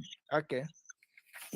The top 2 CDC for Unity Party and all of the CDC. I just picked the top 2. Okay, so you're starting with polling place number 1, right? Yes. Okay. All right. So polling place number 1, CDC 108. 108. Yes. Unity Party 259. 259 votes for Unity Party, yes. And you said CDC 108 votes, right? 108 votes. Okay. Okay, that for precinct 1 put in place. Okay. Number 1, right? Put in place number 1. Precinct 1. Okay. Okay, so precinct 2. CDC 115. Okay, please hold on. Okay, CDC 115. Yes, Unity Party 243. 243. 243. Yeah. 243 votes for the Unity Party and Yes. 115 votes for the CDC. Sure. Okay, so where next we move? Okay, so we are the 3% at putting place one pattern cinema. Yeah. So the 3%, CDC 107. Please hold on a bit. Please hold on a bit. Okay. At the 3%. Yes. Polling place number what? Polling place number one. Okay. This area have 3%. Okay. Okay, so I read it too. That's the last tip I'm giving you for this pattern cinema. Okay, let's hear you. All right, so you got the 107, right? CDC. For yes. CDC. For CDC 107, to where you are right now, right? Yes. Okay, 107 for CDC. Yeah. Yeah, precinct 3. So United Party obtained 222. 222 votes. Yeah. For the Unity Party. Yeah, that does it for that polling place. They have 3% pattern to cinema. So move to the Moses Vincent compound, the court hall. Moses Johnson compound. Vincent, Moses Vincent compound. Okay, Moses. So we're still in District 1. The same District 1, St. John. Okay. Moses Vincent compound. Yes. What's the number? 03075. 03075. Yes. 03075. Okay, go ahead. All right. So for this area, we have 2 precincts, and I pick the first one. 2 polling place. 2% or 2 polling places. 2 polling places. 2 polling places. Okay. So the name of the precinct, let's get it right. The name of the precinct is Moses Vincent compound. Yes. The precinct number is 03075. You got it right. And then we are at polling place number what? Number 1. Polling place number 1. CDC. Okay. So we'll start with the CDC. Yes. Yeah. CDC 114 114 votes. Yes. And the Unity Party. The Unity Party got 269. 259? No, 269. 269. 269 votes. Sure. So that's for the Moses Vincent compound. Yeah. And we're still in Bomi County District 1. And we are not done with putting place 2. So just putting place 1 on the Moses Vincent compound. So putting place 2. Okay. I'm coming. Okay. Putting place 2. Yeah. Yeah. CDC 86. 86. CDC 86.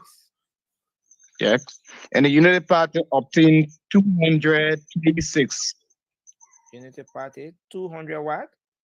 36. 236. Yes.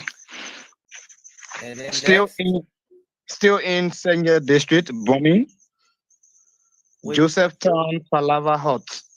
So we're moving at another precinct now, right? Sure. Let me get it right. Josephtown, Palava Hut. Yeah. Josephtown. Okay. Okay. So the precinct code. Yeah. 03070. 03070. Yes. Okay. And this area have 1 polling place. Okay. So polling place 1, CDC obtained 92. CDC 92 9. votes. Yeah, 92 votes. And the UP? 183 votes. 183 votes. Yes. Okay, so are we done with District 1, Bomi County?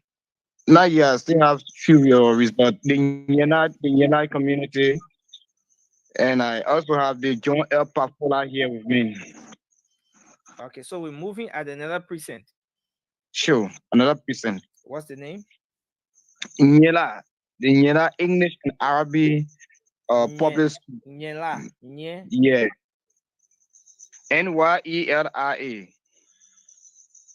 Okay. Nyela, yeah. Nyela Public School?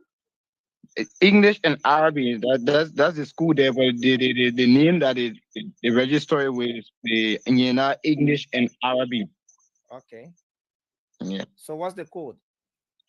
03069. Okay. So at this area we have 3 polling places. 3 polling places. Yes. Okay. So pick up polling place 1. Okay. CDC. Yeah, CDC. 114. 114 votes. Yes. Unity Party. Unity Party. 248 votes. 248 votes. Yes.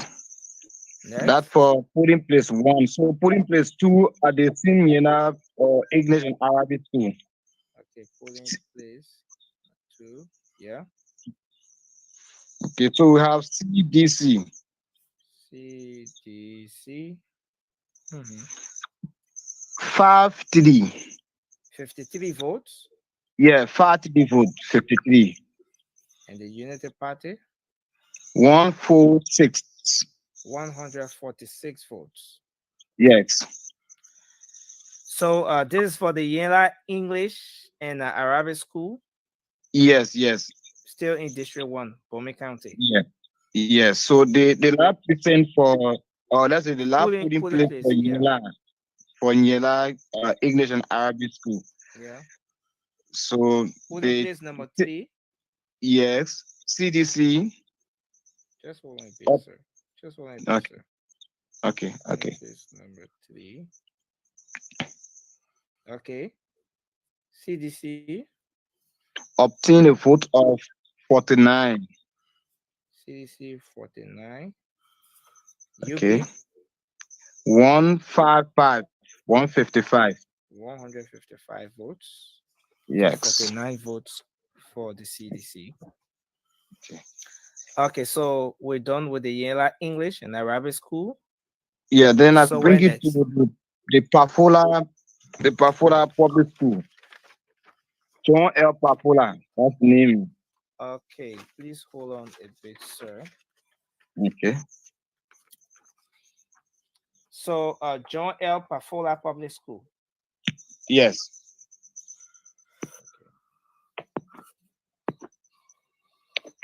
Okay. John L. Pafola, the code. Okay, the code. Yeah, let's hear you. 03068. 03068. Yes. Just hold on a bit. Just hold on a bit, sir. Hold on a bit, sir.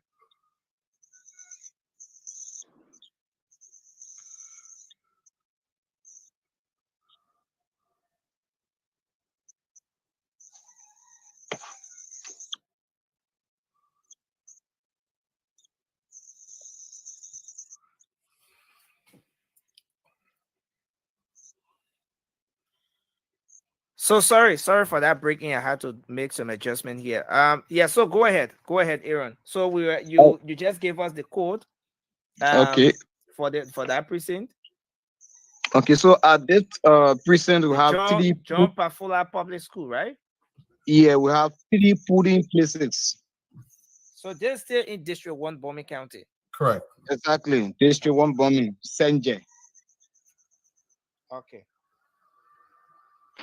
All right. So for polling place 1, CDC Yeah. obtained 99 votes. Polling place 1. Okay, CDC 99 votes. Yes. UP. The United Party obtained 285 votes. 285 votes. Okay. Yes. So we move to polling place 2, CDC. Okay, polling place 2. Okay, go ahead. CDC. 48. 48 votes. Yeah. The United Party obtained the vote of 194. Unity Party. Or 100. Yes, 194. 194. Okay. Exactly. And that is polling place 2. So Yeah, polling polling place place 2 is last. Polling place 3 is the last. Yeah, the last I'm having here for tonight. Okay. Yeah, for tonight. Polling place 3. Or this morning. Okay. So let's start. Yeah, go ahead. CDC. CDC obtained the vote of 73 at polling place 3, John L. Pafola. Okay. Unity Party. Why United Party came up with 200 votes. 200 votes. Yes. So at polling place number 3, CDC 73 votes, Unity Party 200 votes. At Yes. polling place number 2, CDC 48 votes, Unity Party 194 votes. At Yes. polling place number 1, CDC 99 votes, Unity Party 285 votes. Exactly. And this is all happening at the John Pafola Public School precinct number 03068, district number 1, Bowman County, right? Sure. Okay. So Aaron, thanks a lot. Thank you. Maybe we should go back to. Okay. So you also talked about the Josephtown Palava Hall, right? Yes, the Josephtown Palava Hall. I talk about it. I reported on that. Precinct number 03070. Exactly. And at polling place number 1, CDC got 92 votes. Unity Party got 83 votes. 183. Yes. 80. Yeah, Unity Party 183. 183. Right. Yeah. And then at the Yela English and Arabic School, polling let's say number 03069. At polling place number 1, CDC got 114 votes, and the Unity Party got 248 votes. Exactly. Polling place number 2 at the same center, CDC got 53 votes, Unity Party got 146 votes. Yes. Okay. Yes, Elan. And then polling place number 3, CDC got 49 votes, while the Unity Party got 155 votes. Exactly. Okay. And then we also talked about the Moses Vincent compound. Yeah, the Moses Vincent compound. Number 03075, polling place number 1. CDC got 114 votes. Unity Party got 269 votes. Okay. And then we move to polling place number 2, still at the Moses Vincent compound, where the CDC got 86 votes and the Unity Party got 236 votes. 236, exactly. Okay. Okay. And we talk about the Vartan Cinnamon also. Okay, yeah, Vartan Cinnamon. Yeah, the Vartan. Polling place number 1, where the CDC got 108 votes. Sure. And the Unity Party got 259 votes. Okay. And then polling place number 2? 2, yes. CDC got 115 votes, while the Unity Party got 243 votes. Exactly. Okay. So Aaron, thanks for giving us update. We look forward to getting you once you have additional updates to give us. Can you call Yekes Wogbe? Call him. Let's see that he gave us this thing. This thing getting too bad by the minute. I mean, No, I Lofa think it's gone. getting better, Stanton. It's not getting No, better. no, no. If I mean getting too, but remember I tell you about I gotta go. I gotta go drink coffee or tea. Yeah. But let me say this: Walu, Lofa gone. Yeah. Bombing gone. Yeah. Nimba. Practically gone. Nosferatu. Yeah. My Gibby. Grand Cape Man. Bon County people say they have fallen. 7. You got Buffalo gone. 8. As per technicality, yeah, you're giving the big counties over to Unity Party. You know, it's not. I can't wait for Wednesday or Friday. I don't know if they give the counties or they seeded the counties, I guess. But I mean, what do you want me to say? What do you want me to say? It looks like I gotta go downstairs, but what do you want me to say? I mean, this thing is, I mean, a lot of people are calling me. Don't you know people are stay awake? People outside? Come on, man, Dwalu. Oh, Stanton, look at the time. Well, that number sound like it's going up to 56, 57%. No, I agree. But what I'm trying to say is, look, one thing before I forget this. You know, Brother Jeru, I mean, was talking about the previous numbers. But what is happening here, Jeru? Notice the trend. They are not even giving their numbers to any other party but these two parties. So the probability, Colonel Gray, that we may not even go to the second round because they're not even ruling their vote. And then they were listening to people like me, like, you know, you would say, we said, listen, forget about the little parties. Just give your vote to Honorable Boykai. So they're only using these two parties. And I would say, in that regards, thank you to Honorable Eugene Facon, because I think that message resonated with our people that voting for any other person than Ambassador Boyka would be a waste of your vote. Correct. You know, so kudos to the spoon team because that message actually resonated, and that's why we're seeing right now Mr. Cummings is no longer retaining his 7%. No. You know, and so based on the trend, I mean, we just head into first round victory. Possibly, it's huge. It's possible. I mean, and one thing I want to emphasize: if you look at the trend, whenever CDC upset UP, the margin is very small.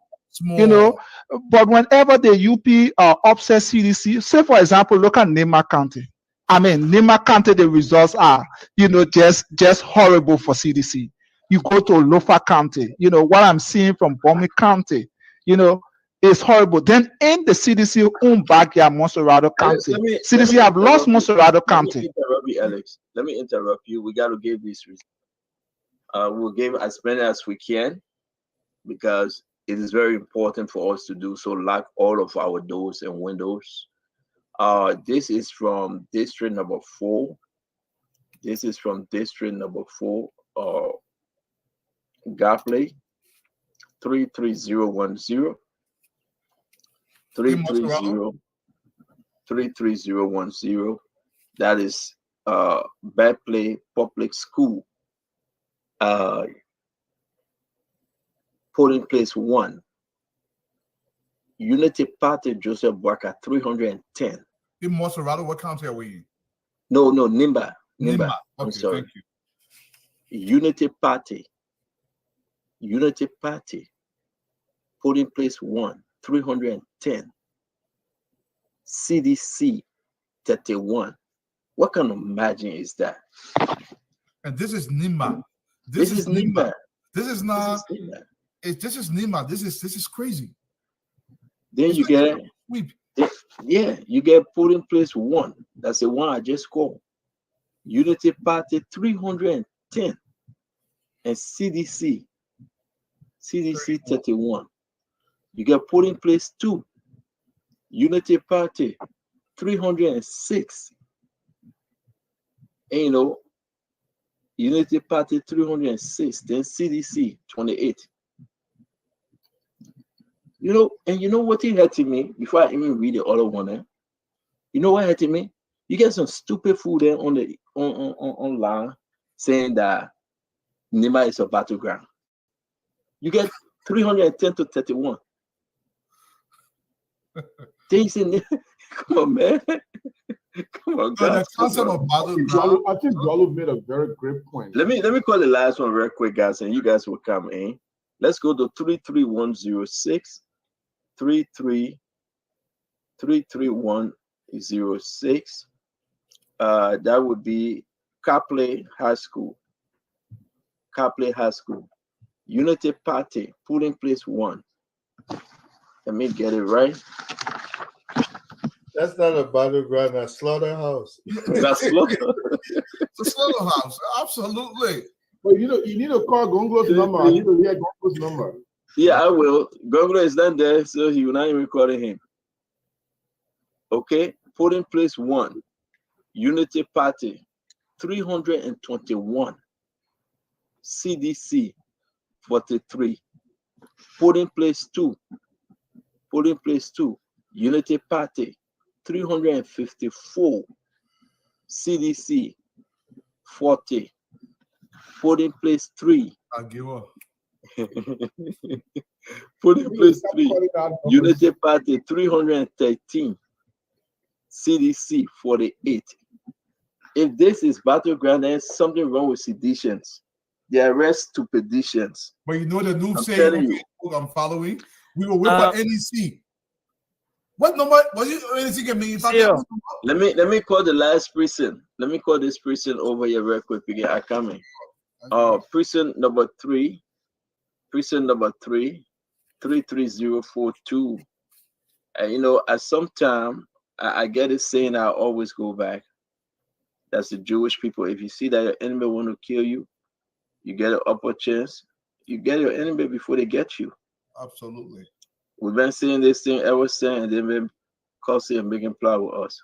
But we leave our own with God. God play, polling place number 3, Unity Party, 33042. Polling place number 3, Unity Party, 213. CDC, 50. So I think I don't want me to write again. No, anything I want to say, I would just leave it. Stanton, I think George Weah told the Nibans not to vote for him. Yeah. By his action. Yeah. You know, when I keep telling people the Prince Johnson factor in Nima still lives on, and people think it's a joking matter. Because if you begin to talk to Prince Johnson and say, oh, some of the people who you killed are their spirits running behind you, you are directly and indirectly insulting Nigerians who believe that Prince Johnson is their hero. And there's no denying about it. So this result from Nima, it's catastrophic. And I see why Mo Ali was saying we are going towards one blow. And I wouldn't be surprised if this trend continues in Nima like this. We haven't gone to Bassa yet. We haven't seen what Nyomli Kanga and Dara Dillon can produce in Bassa. If we see that, I would take two bottles of salt drink on this show.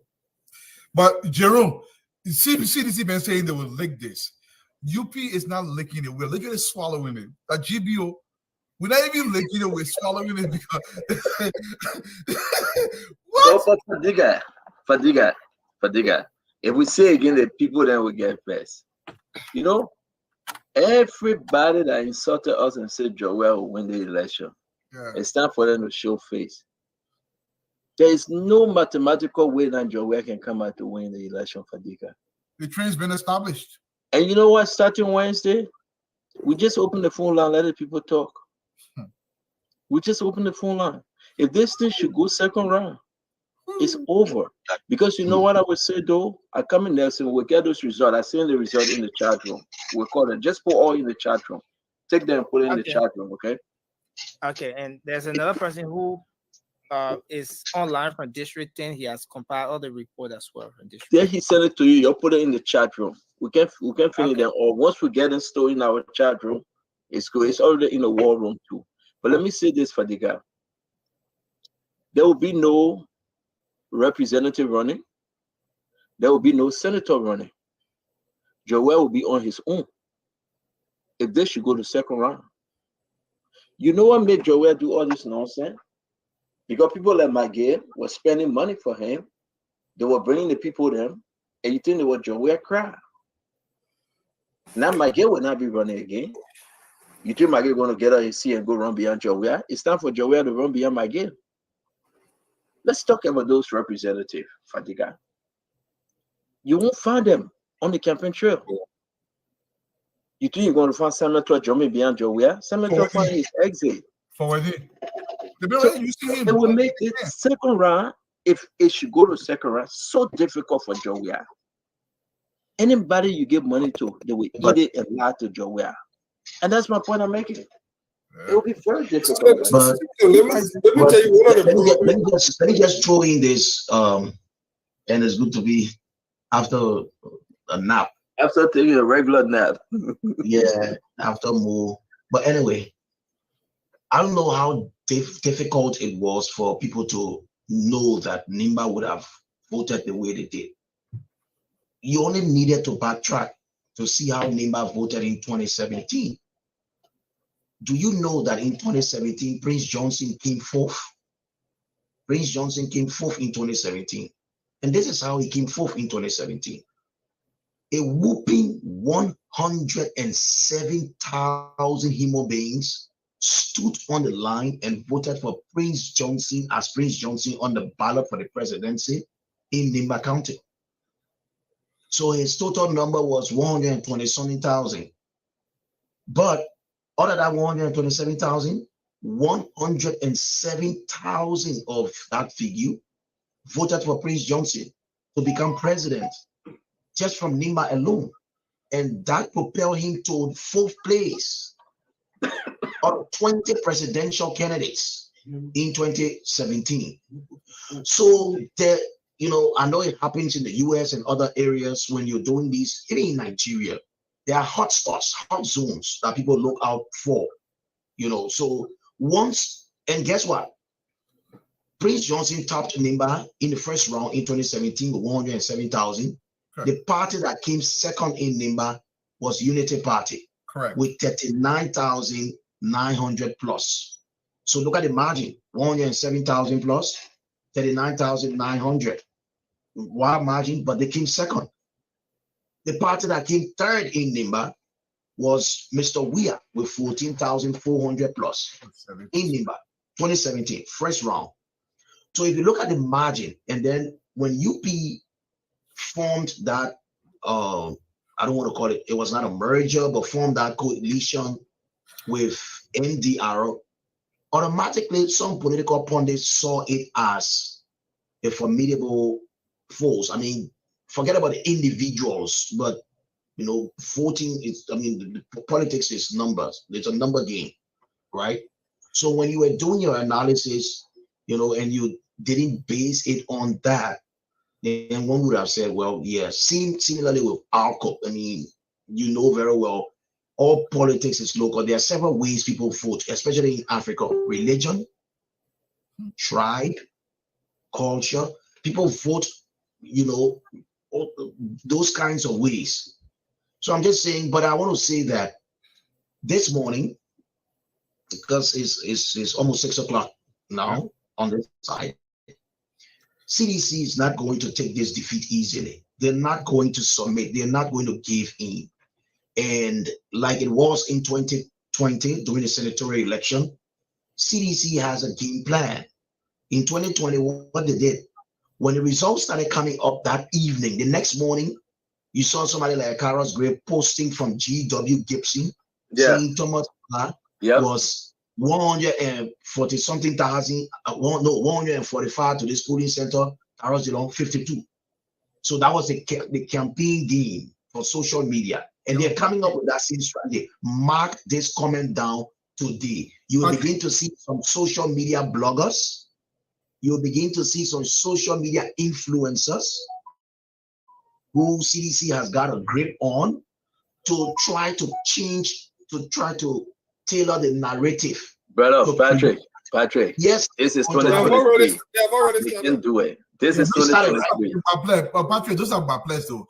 Because of the Americans' message, I don't think they're going to venture into that territory as much as no. Let me tell you something. I saw a poll. I saw a tally sheet. I saw a tally sheet from New Town, District 16, Montserrat County. Correct. In that tally sheet, Look at the tally sheet carefully with the handwriting.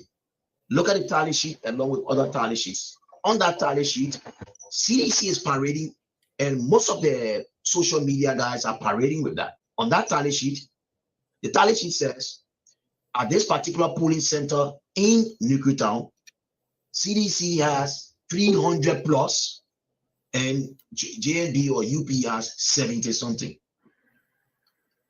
Come to think about it, Monrovia, Montserrat, right? So that tally sheet they're parading, and you can really sense that it's the CDC ground game. They're not going to go down easily. They're going to come up. They will call press conference today. Patrick, this time to try to rebuild hope in the people. But this is wrong. When you rebuild hope in people who you know very well, you're not going to win. Brother Patrick, the people will go down. I agree with Patrick in a little sense. I know you agree with him because I didn't think you let it. Yeah, you worry too much. No, I'm a realist. No, I'm not Patrick, let me tell you something, my brother. We will not even sell this other car. Nobody will buy it. What we're on right now, we have our results. We spend money. The company spent money and sent guys into that polling stations. They took the picture of that which was signed by NEC, by Unity Party, by CPP, by LPP, and all these parties. There will be no way people manufacture their own play. All the guys ain't going, they're going to sleep. Go look at the radio station there. They're tired writing on Facebook. They're beginning eating the tent and that to write a nonsense. Thank you. We are stupid. They've been holding the rest American of the money. get their own war room right now in the embassy. The European people get their own war room. You think, and that's what they need to know. My understanding is that there was a war room set up at the U.S. Embassy. Correct. And they're partnering with, USAID has a funding, a way of providing equipment for community radio stations, and then they pin on those community radio stations to feed the war room with reports. Correct. So they invited the EU, they invited the police, they invited the army at the very top level to be a part of what that war room last evening. So they did it on purpose. So Patrick, let me say this. And how it's not going to work. It is not going to work. Period. But they want to do it to cross fear in the country. Patrick, I know. Patrick, let me say this. Hold on 1 minute, Alex. Patrick, I know. But this guy knows what I'm talking about. That drain that you had, don't even tell that drain on the show next time. They will not bring that fake something up. That nonsense will not work. Don't be scared. We're done. We pass it. So Patrick, beat you 310. Then you get 10. Then you can manufacture your own title sheet. I beg you, man. Patrick, the first thing you need to also understand is that the number of observers in the country, there are more than the number of polling places. Correct. You have 5,390 polling places. You have approximately over 13,000 observers. And I can also confirm to you for a fact that the US has their own data system right now on the elections. Not only that, they are monitoring and probably taking control of the entire database system at the National Election Commission. Correct. There's nothing going to happen or going to change. There are other things we cannot say on this media, but there are many people also who are working from various angles. And I can say this to you, approximately 73% of the vote has already been counted. In terms of, if you just take into consideration NIMA and Montserrat alone account for 48.89% of the registered voters. If you add Lofa there and you add the rest of it, and even Bong, we're talking over 73% of the vote has already been. The trend of those 73% of the vote tells us that Joshua is going to go in nowhere and there can be no shift in the results. Let me also say this to you. The entire Southeastern County, that is when you combine Grand G there, Grand Coup, Maryland, River 6, River G, Sino, 6 counties. If you combine all of those counties and you compare with NIMA, the difference is just 11 votes, just 11. And so Boyka just even need, Ambassador Boyka only need even 10% of that vote. The NEMA vote alone will erase and delete the entire 6-county vote. And then you will be left with Monserrado and the rest of the other county LOFA to handle George Weah. George Weah is also being defeated in Margibi County. Grand Bassa County will also be a battle zone. Bon County, they're not going to take it. The election is over. It's over. You have election. Let me just conclude on this. You know, in 2017, 2011, and things like that, you have popular candidates who were coming stay fourth. That could be kingmaker. You have the leg of Prince Johnson who could, you know, carry the people of Nima County. You don't have anyone coming third, second, or fourth or fifth that can take anyone with them. So the election is over. What we can be doing now, for me, I'm preparing my, you know, suitcase and my, you know, trying to buy my coat suit and things like that to prepare to go to the inauguration of President-elect Joseph Yuma Boyka. That's for a fact. I like your overwhelming optimism, but I do agree with Patrick on this one. Let me just say this. Let me just say this in America. When John King was on CNN ruling out Donald Trump, oh, this one, Donald Trump cannot make me here. At the end of the day, Donald Trump won that election. In America, there's a scientific approach to election here. In Liberia, there's no scientific approach to election. What Patrick is talking about, it's not about changing the result. It's about creating a situation for their followers, just in case it goes for second round. Exactly. If it goes for second round, those created ballot papers, those results, those tally sheets that they create or that they manipulate, it can stir up their followers. And it can even I disagree. Guess when I will say something. I just got credible news. Let me tell you something. The CDC, they are panicking right now. I can tell you one thing. Given what we know right now from their backyard, if Bon County fall and Grand Bassa fall, that is the only two places right now, based on what I know. Those are the only two places that George Weah is begging a hope on. Take it from my mouth. From there, Bon County and Grand Bassa, the whole Liberia gone. No, but it has to fall to the point of Nima. The way Nima is trajectory is going like that. And we know it's not going to happen. If goes like that, if Bon County goes like that, I will agree with you 100%.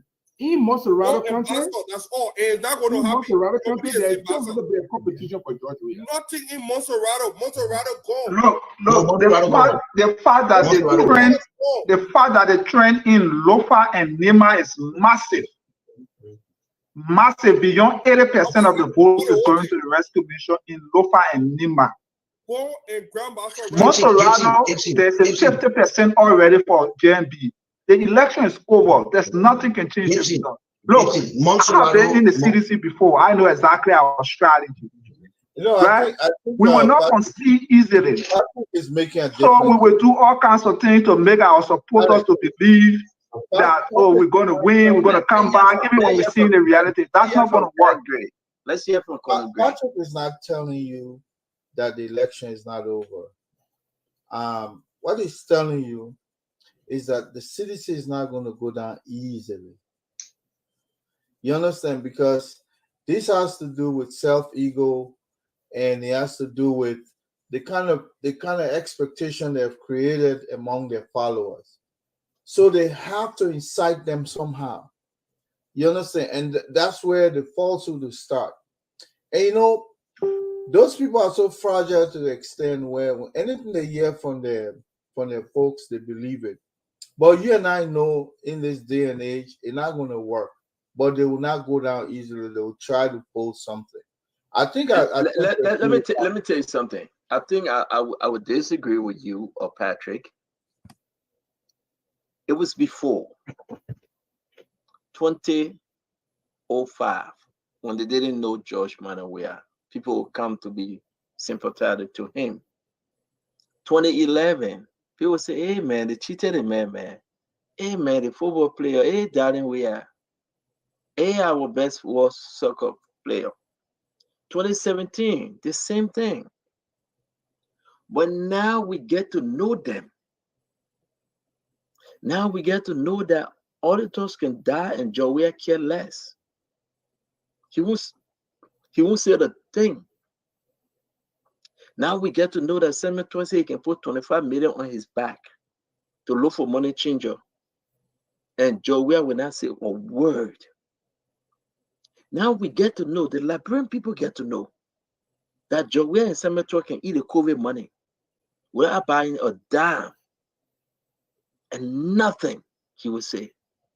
The Liberian people get to know that Joey can turn his back on the country that he served as a father for 48 days to go have pledge in the Arab land and lie and say the sign of 50 billion blue carbon deal from the Arab land. Now the people get to know that Joey cannot fix the road for 6 years, only to come and tell and say because you've been reading for 6 months. Now the people begin to realize and say, we cannot just sit there anymore. Gifty Lama Daddy man say nothing. Rip in the country to buy 2 DNA machine and they put it down. They didn't buy it though. You really want to know the story about the DNA machine? You go really ask General Minister. They didn't buy it. But we'll leave that one. Now that with all these different things, Senator came and harmonized the people pay. But yet and still, he didn't harmonize Joey pay. He increased Joey office budget and his pay, the pay for his wife. Drugs have engulfed our nation. The children, they are dying on couch. Now it turned to cocaine. The people saw clear. The American government said, we catch them with 140 million worth of drugs. Joel says, set them free. The very people that wanted to give us compact, and they have to punish Nathaniel McGill, Bill Traore, and Serena Cephas. When they brought the document to Joel, he said, you're trash, that nonsense. We are not answering to the American. You know, when these things happen, you have a credible entity like the LDCC, that those guys that manipulated and robbed the system and steal from the people, the LDCC. What they did was so bad. And Joel refused to fire them. And Joel accepted them, but he said, you know what? With the recommendation of LDCC on leges, on NTA, agriculture, they very the NEC, on all of them. Joel said the only solution, we will change them. We will change course. We'll bring a new commission. We'll make it look better. Then maybe they will forgive us. The people ain't stupid. We can go down the line over and over. Joel lied to the nation that he was bringing a plane to save Liberia Air. And he brought and served the people cake. Everybody must go get a piece of cake. Look at our airport. When it's raining, it's pouring, it's leaking. For 6 years, the man called a speech from the Liberian people. He would not say a word. And this is the man that the people were waiting for October 10th to pay back. Look at the results. Look at Monrovia alone. Listen, the result, even in Monrovia, you expect Joel to come at least, when you say Joseph Boakai 40, Joel will be 35. But it will not happen in Bolsonaro. Surprise at my Gibby. Look at bombing, Western Cluster, Summer 12, Edwin Snow, stole the people money, and most recently, they took another 9 million. Look at the deal, Joe. You know what the Niva people paying Joey so badly, and they really giving it to him? Took $17.5 million from Western Cluster. So he oversaw away. He refused to give the people of Nimba the money that due them for the district community investment. Come on, guys. This is horrible. This is only a matter of time. It was only a matter of time. Because this is where Mr. Weah has always you have won. election over and over and over again I will tell you what, if Joseph Bokala in the race, they will look for the puppy dog to make president. They're making Joe Weah president again. Yo, wait. Let the team finish. Let's go to second round. Joe Weah will beg himself not to run. If there's going to be a second round. If there will be a second round, if you follow Joe Weah the will trend, not run. I'm not sure Nick could announce preliminary results. I will rest on this some preliminary results today. There is a second round. L. Remy Gray, Gibson Jeru, Samuel Woozy, Alex, Patrick. Joe Weah will not run.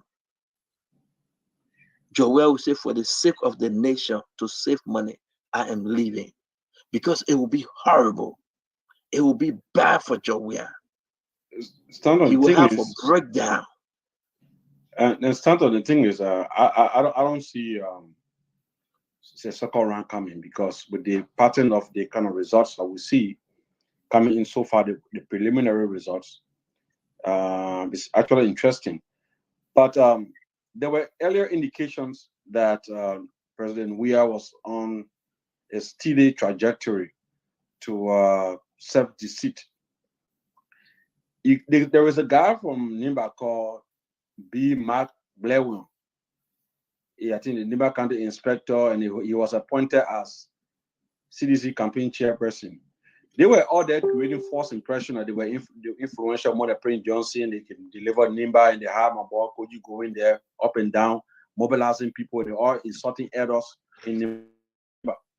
In his hometown, the CDC campaign chair of Nimba County, in his own hometown, CDC did not even get 150 votes. The Unity Party got 622 votes in his hometown. So you campaign chair for a party in a particular county. The party lost dismally in that particular district in your hometown. So that speaks volume that they did not even campaign in Nimba. And no political impact was made in that area. So the thing is clear, it's not going to change. And, so if I may just come in right there. Yeah. If I may just come in right there. Look, anybody who would have won Montserrado County would have said to the world that you are very well on course. This is where Mr. Weah has always won. This is what happened in 2017. Mr. Weah won GNB in the first round. He was around 596,000+ votes. GNB was next with 446, somewhere around 1,000 votes. So the margin was 130 something, thousand. But in Montserrado alone, Mr. Weah won GNB more than 100,000 votes in Montserrado alone. So he had 270 something thousand. JNB came second with 155,000+. Cummins came third with 55,000 in Montserrado alone. Now, when Montserrado flipped, it was trouble for Mr. Weah. Clearly, it was trouble. He could not get over the Montserrado flipping. That when Montserrado flipped, and people who overlook opinion polls, the opinion polls you guys were doing, the opinion polls, these radio stations and online platforms, and there's some radio station in Kakata called Classic FM and other radio stations. All of them have been doing opinion polls, and sometimes I check on them and I ask them, I say, guys, did you do opinion poll in this county? What did they do? They said the opinion poll, the last one we did, GNB won. And then I compared it with what was happening across Montserrado. You guys were not giving people credits to call. People were calling. It would appear as if people are programmed to call. And when people call, people say, oh, the people there, yeah, with our online voters and all those kinds of things. It's telling. When Montserrado flipped, it was a serious problem for Mr. Weah. And he's not going to, he's out. Because Montserrado has flipped big time. The margin will be more than 100,000 or pretty close to 100,000 or even more in Montserrado alone. That's what the margin is going to look like. In some areas, JNB has 200 and something. Mr. Weah has 80. In this Montserrado that he has always won. He won it in 2005. He won it in 2011. He won it in 2017. All of a sudden, he's lost the most populated county in the country. He's lost it. How are you going to win these elections? You're not going to win Nimba.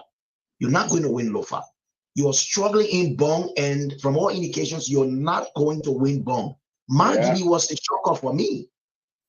When I was doing my analysis, I really didn't capture Margibi because all of us were carried away by the impact of McGill and when Emmanuel Nukwe flipped and the impact of McGill, Emmanuel Nukwe. So I said, well, you know, there will be a struggle in Margibi. But one thing we did not consider was Margibi is so closer to Montserrado till anything that affects Montserrado may very well slip into Margibi and change the dynamics. In 2017, Mr. We have won Margibi. The political consciousness. 40,000 votes. Yeah. And Bwaka came second, even though Bwaka had someone from Margibi on the ticket, but he came second in Margibi with 20,000 votes. In Bon County, where the VP, Mr. Weah's VP comes from, in 2017, Mr. Weah won Bon County with 61,000. Bwaka came second in Bon County with 51,000 plus. So there was a margin of 9,000 plus votes in Bon County when Bwaka was an incumbent, when he was contesting against 19 stronger candidates. At that time, you had somebody like Charles Bromskin running, Ben Ure running, Prince Johnson running, Alex Cummings running, Mills Jones running, Magdala Cooper running, 20 stronger candidates than now. But the margin there in big county like Bon County was just 9,000 plus. So when all these counties flipped, it showed trouble for Mr. Weah. I mean, it is over for him. No matter what he tries to do, no matter what he says, it is just over for him. And I'm just disappointed a little. I didn't expect Mr. Cummings to perform the way he's performing. I also did not expect Mr. Gonglo. I think he's doing well, but not as I anticipated in Nimba. Because some of his numbers coming in Nimba, like Sakripe, at one point in time, he has 100, plus. But I expected Mr. Cummings to do pretty well in the Bassa belt as the analysis have been projecting. He has Councillor Bromskin's daughter from Grand Bassa, and that Bassa flips into Margibi, it flips into part of Bon County, the Kokoya end. So the way you sold, your candidate along those routes, you could very well get something substantial. But the results in Bassa shows that he's coming third. He's coming third. And this is disappointing for a candidate who has been very... And the third that you're talking about, that's a distant third, though. That's a distant third. And since 2018, been on his heels. Patrick, let me say this. Sorry, just a second. That's your candidate. Clearly. Let me say this for a second. If you have Maryland, like he if you had it Maryland 2017, now he's coming third in Maryland. He's coming third. How did it happen? Now let me say this. If you had the sister of Tier 1 contesting for the presidency, she would have gotten more vote in Nimba than Tier 1 Gonglo. And the reason is very simple. She had been with the people. She had been tested twice, or maybe even more, contesting for the senatorial race. Now, what you need to wash up is compare the result of Tier 1 Gonglo that he's going to get in Nimba with the results either Gonglo got in Nimba for the senatorial race. You're going to see that Gonglo is not going to get vote, maybe even up to 60% like what she got. Because this is a lady who have lived with the people and who have understood and worked with the people. Unlike Tier 1, one of the unfortunate things about Tier 1 is that in Nimba, my mom is from Nimba, whether you have a PhD or whatever, Nimba people, they are very clear. Prince Johnson is the godfather of that country. Whether you like him or not, whether he's good, whether he's whatever you can tell me, he's the godfather of that country. And then you have a man like Jeremiah Kuhn who has worked significantly. He has development, he has structures, he has implemented a multiplicity of projects. And so if you have such a man blending with the likes of Prince Johnson, there's no way Tier 1 Gonglo would have performed as expected in Nimba County. And so that's why you see the margin is so wide. And that's why you also see that the CDC is going to get more votes than Tier 1 Gonglo in Nimba County. That's for a fact. Let me just. I have a different view about Tiawan and his sister. I think you are not comparing to be a presidential candidate different from contesting for a senatorial seat. That's two different things, because now the Nema people have to make a decision whether they can go against a Prince Johnson preferred candidate plus a Jeremiah who went into an election twice and won as a representative and then as a senator. Those are attributing factors. Even if Edith had gone in the race, those factors will have still play against her. But if I'm sorry, let me take a man back to something, Mr. Gibson or Mr. Jerry. Let me take a man back to something. In 2005. Hold on, Helix. Hold on.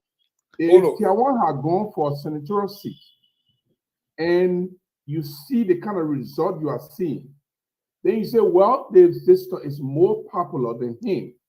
But it is not the same thing. It's not on the same trajectory. Okay, let me give you sorry. 1 second. No, there is something important I want to provide to him. You know, look at the history of Nema County. Nema have always voted for their sons. In 1985, it was Jackson Fiedu. In 2005, it was Dr. Joseph Dizel Koto. In 2011 and 2017, it was Prince Johnson. They have always voted for their sons, unlike Tiawan Gongro. No, you have popular candidate. No, listen. You have popular candidate in the race, but the truth is, Tiawan has no foot on the ground in Nema County. That's just the reality. Alex, I think there was no federal candidate in the race as Jeremiah Kuhn and backed by Prince Johnson against Tiawan Gongo in the county. Koto didn't have that. When Prince Johnson was in the race, he did not have a federal candidate as Jeremiah Kuhn and Prince Johnson against Gongo. It's not the same. So the comparison doesn't work here. It's not at all.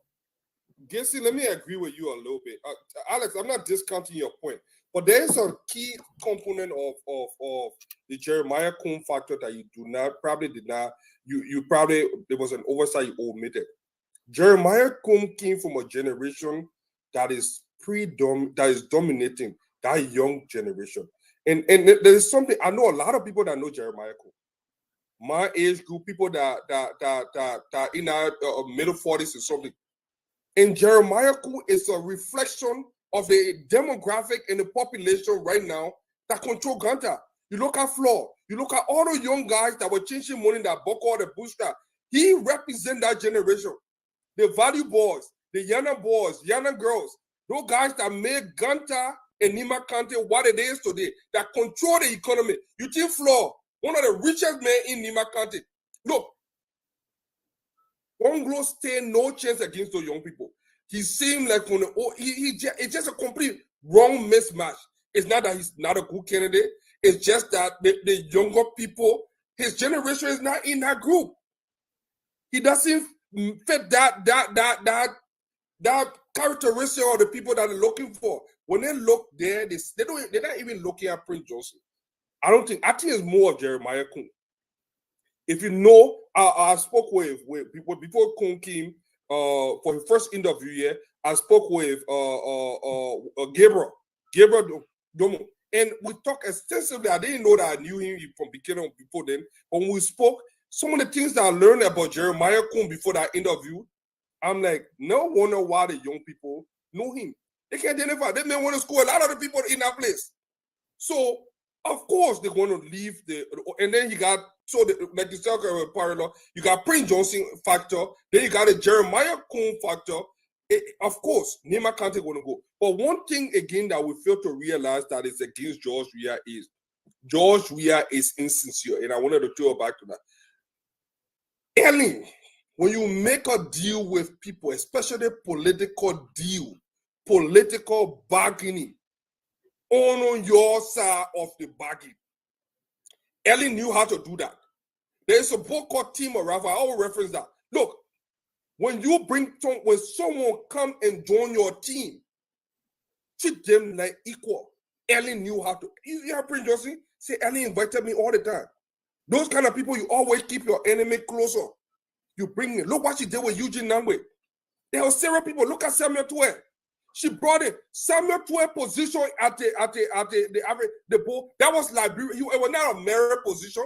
It was not a position that he applied for. Samuel Twe represented the Republic of Liberia on that board. It was the Liberian government position. They didn't care whether he was sedition. They carried him there. They took him as a Liberian. Ellen gave so many people opportunity. The Unity Party government gave so many people opportunity. When George Weah came, he created this cabal, this cult, that everybody has to go and sign that, take that loyalty pledge under the sycamore tree. You know how denigrating that was? There are some people that wanted to be quiet, just be professional.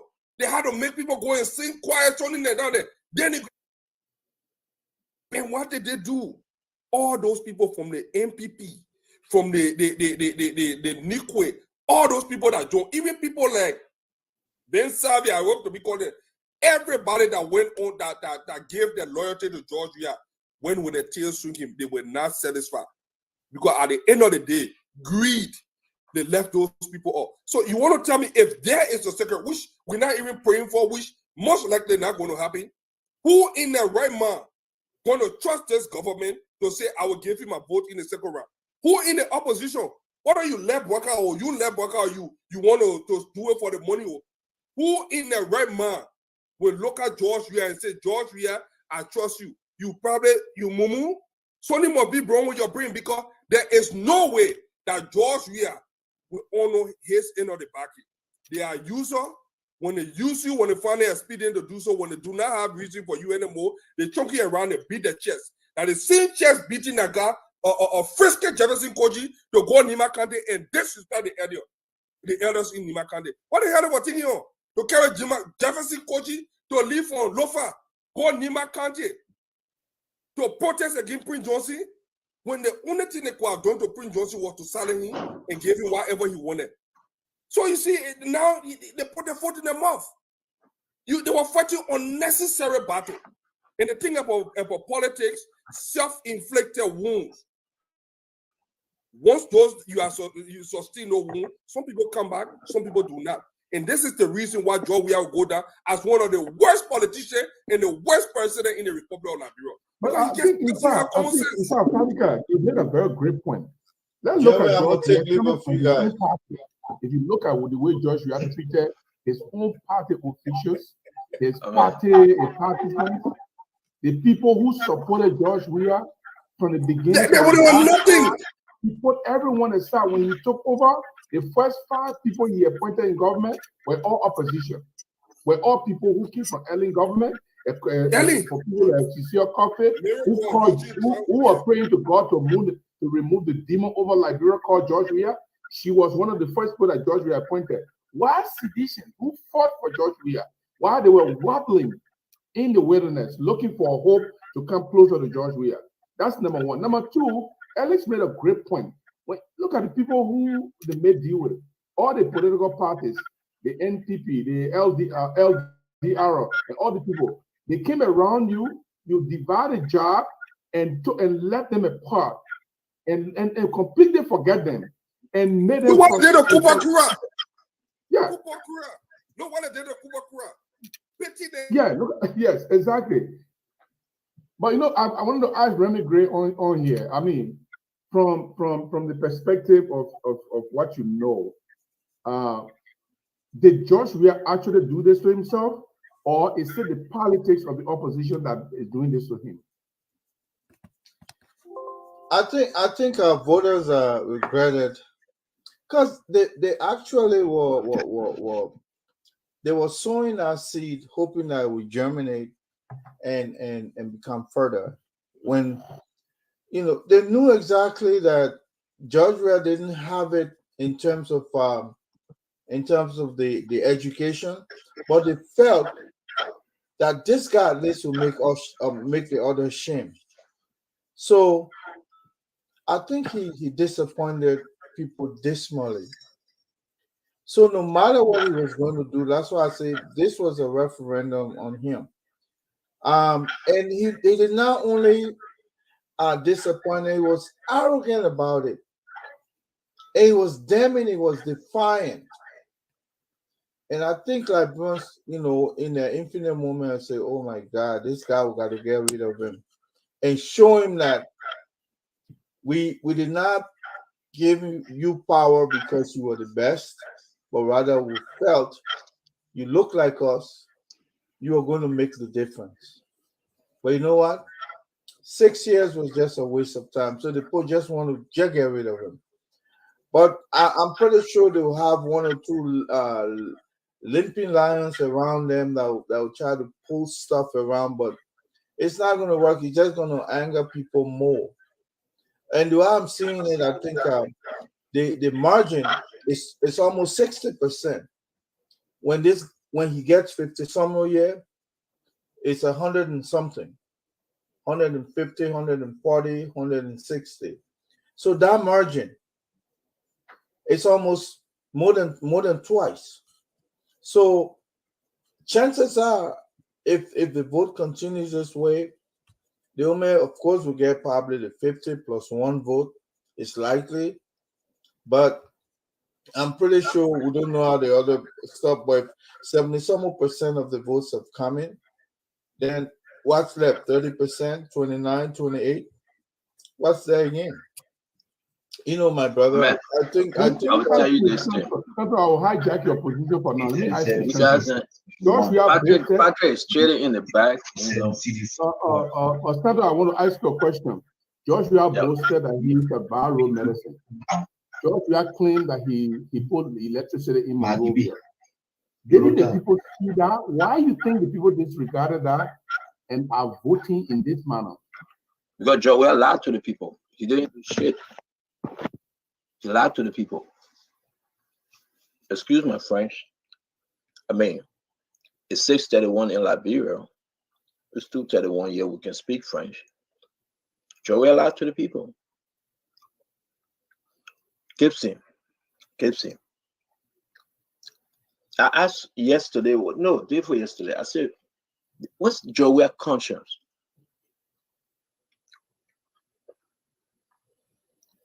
You think you're the only smiling man in Liberia?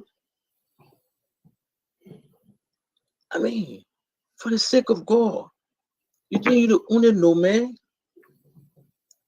Joel is a drunk. He's a ballet. He doesn't know the street. Joel, the people to do his stuff and can't get him mind. He sit down, he chill, he say, yeah, I'm a banana man. You're not banana man. Your man ain't juke you. Someone trying to enrich themselves. The man come and give you $10,000, they buy a drink, you sit down in Boulevard Parley, you lay down in the chair, they bring you salad, you sit down, hey, you talk all kind of left story. But the people, so where can I go outside and say I have helped this person? That person will be 17, 18-year-old girl for that kind of reward. It's embarrassing. It is embarrassing. It's embarrassing to our nation. It's embarrassing to our country. I mean, keep saying you go to Liberia, man. You see how the small children are suffering. The babies are suffering. I mean, you go to Liberia, you see how Liberia is way beyond go back. Who will bring Liberia to in front of face? Who? Look at what every bro was saying.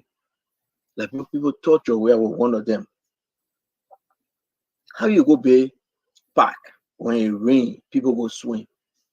When sun comes, they all go play basketball. Then you say it's part of your legacy. How you would take from parents every year $1,000 on the children's school fee. But when the child reached to 12th grade, then you pay $60 YSN. Then you say that your legacy. Why would you do that? Then you say I pay your YSN. Why is that? Where's the rules? Where's the hair factory your wife was bringing? Then you put almost $1 million in the budget for your wife. Who does that?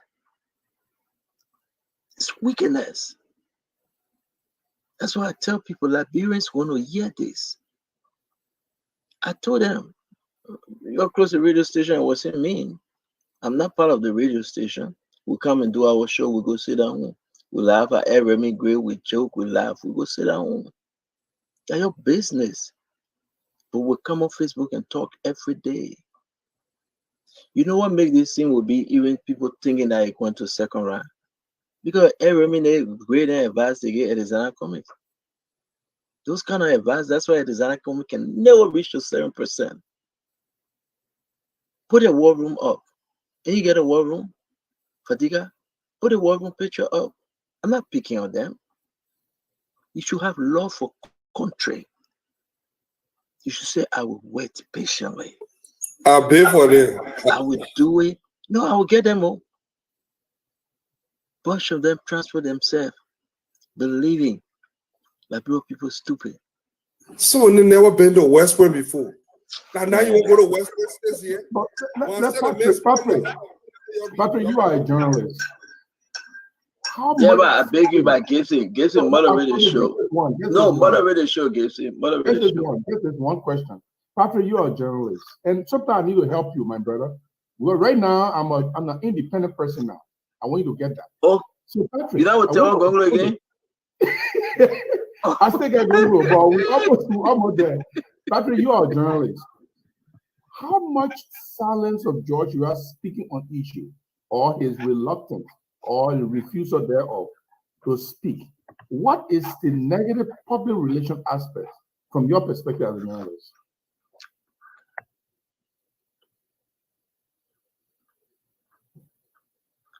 I don't think you heard that. I think somebody else can answer that question. But all right, gentlemen, I'll take leave of you guys. But let me tell I mean, by that point it's 3 o'clock, man.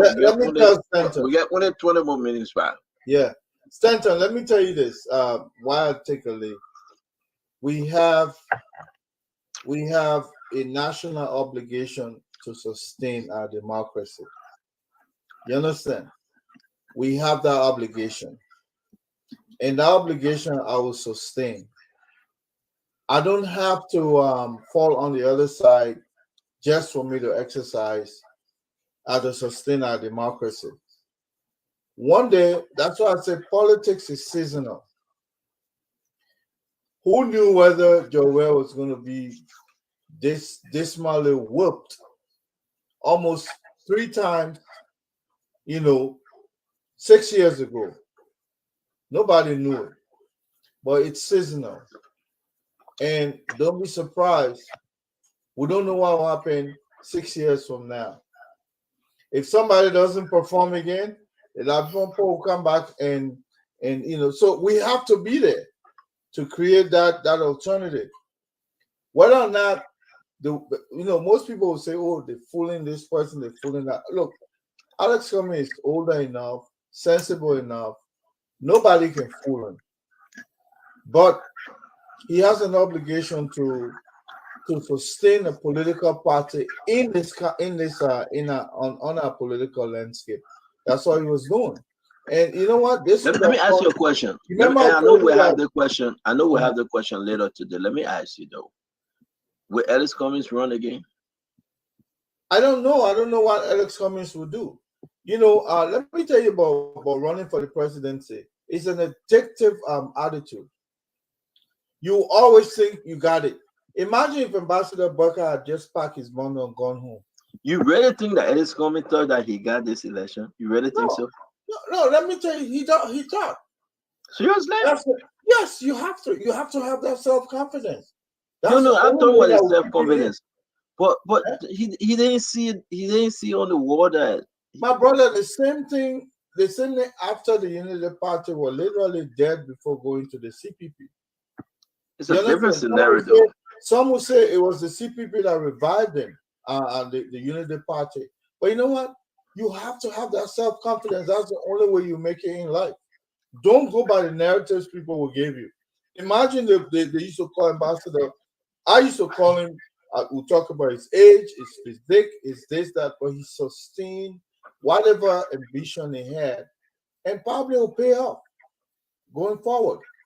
Do you think somebody youthful, somebody younger than him to just park now and go home? Sometimes, you know, given the history of the other political organizations, like even the Unity Party, even George Weah, that CDC, 2005, they were so hopeful. They lost 2 cycles, 3, if not 3 elections almost, before they got it. It's just that they mismanaged it. So I would not advise Alex to go home. I would ask him to recalibrate, probably see where he did wrong, and probably come back, regroup. You never know. Look, I can tell you your next win is 1 election away. If Ambassador Buckeye, who is heralded now, does not perform, Liberians will be looking for a Messiah. I will not give up. I will not give up. Remy, I know. I'm sorry I have to disagree with you. Mr. Cummings, and I know there's no real right or wrong here, but I can say this. Mr. Cummings is not caught up for Liberian politics. He's someone that is very stubborn and stuck in his ways, and one of the things that you guys know that it's going to 7 a.m. in Liberia and we stay here. And but the man, beauty of this is that we promise. Yeah, the beauty of this Fadika is that the people waking up now to a new spoon talk on the radio. I don't know. I could describe him like that, but what is the description? So I personally believe by 2029 Cummings will not be able to contest. I don't think so. Exactly. I don't think so. Gibson. I think the best bet for Cummings this was right his now best chance is to contest for the senatorial seats. 2029 will not be 80 years old. We have an 80-year-old man running. Gibson. Well, but the problem with Cummings is 2029 there will be different variables. Gibson. Something. You're a young generation. Gibson. No, you I will can't tell you this. You don't. You know what? Gibson, you know what I would say? This is what I would say. If Joseph Boyka and Jeremiah could mess up, Cummings will be a better candidate 2029 if they mess up. But if they deliver for the Liberian people, the chances of Cummings running to win, it will be too slim. So all is on JMB and Jeremiah Kuhn. You talk with JMB. You have been around JMB. Does JMB look like someone that will mess up? I'm saying if. No, I know. If we never know politics. No, Gibson, let me tell you something that I admire about JMB. And one of the reasons, somebody think, you're talking because politics. What's the definition? Hold on now. I've been around politicians, but there's one thing that I like and I admire the most about Ambassador Boyka. Ambassador Boyka is selfless. Ambassador Boyka he's not one of those people that care for material but wealth. Fadiga, can I interrupt you? Go ahead. You have not seen Ambassador Boyka being a president. That's what I'm saying. It's different. I know. Ambassador Boyka being a vice president. Ambassador Boyka being a vice president, he only quiet and wait from a command from the president. But this will be Ambassador Boyka. I will rest on this. This will be Ambassador Boyka decision, the welfare of the country, to protect the children, to feed them, to close them, to bring investors. And if he doesn't do it, God forbid, all this thing we put on Joe will start coming to Ambassador Boyka. So we pray. But one thing I know Ambassador Boyka loves, he loves to listen to you. He loves to listen. Unlike Joe, and another thing that is different, Ambassador Boyka is old. His wife is from Jamaica. His wife is from Liberia. The woman is old. Ambassador Boyka came to America and went into Walmart and bought a pair of slippers from Walmart. And he wore it. Ambassador Boyka not looking to drive private jet all the time. And he's not looking to drive 500 million Mercedes bulletproof Cadillac. No, he will be very modest. He will eat his donut and sugar. He will eat his dry rice, 1-2 spoon, and guess what happened? He will take his nap. And CEO, just to add up, even if you look at the way in which the campaign, if you look at the way in which the campaign was structured, you know that we are talking about someone who has experience, who is a leader, and who has a very great team. One of the big difference between George Weah and Ambassador Boyka is Ambassador Boyka is surrounded by a group of experienced people who have been there, who know what it is, who wants to contribute to their country. They are not rich people, but they are well-to-do. And they are thinking country. They are thinking system. Look at men like John Molu. John Molu coming to Liberia is not to steal. John Molu coming to Liberia and being on the Boyka team is to help, judging from his past history, to improve and increase transparency and accountability in Liberia. And the likes of many other people. These are people who knows exactly what to do. Unlike us when we came to power, Man, bunch of young and inexperienced people, most of whom were not willing to learn. All they were interested in was come and grab and go. And Alex, let me say one thing. The issue of resources. Don't even talk about John Molu right now. The issue of resources to run the country. I like to see John Molu. I'd like to see John Molu thrust into a governmental position with a governmental pay. John Molu was making $15,000 a month at GSC. I don't see who the Liberian with $15,000 for an integrity institution, and then you go and steal yourself. So he's not tested. He's not tested yet. You know when he will be tested? No, I'm not trying to discredit him. He's a good friend of mine. I'm not trying to discredit him. And Stanton made a point that you are overlooking. There is a difference between having the power to do and being modest for your power. If John Molu was appointed Minister of Finance, for example, I'll let you on, Fadiga. If John Molu was Minister of Finance, for example, will be getting a government pay. He will not be receiving $15,000 a month. In 2 months will be $30,000. In 3 months will be $90,000. He cannot even eat $3,000 a month in Liberia. Okay, so that is not a test. I want to see him making $5,000 a month and still be able to maintain his family and still be able to maintain his lagis and be able to also not put his hands on government money. Those are things that people are just mentioning. You never see Joseph Boakai as a president. You saw him as a vice president. For me, I pray that every leader of Liberia who goes to power will exercise the modesty and understanding and coordination and oversight so that people will not steal around you. Because Joseph Boakai might not be the one to steal. He don't even want anything right now. Maybe he don't want a little money to keep his life going. But what's about the people around him? Can he control them? Can he monitor them? Can he you know why I find solace?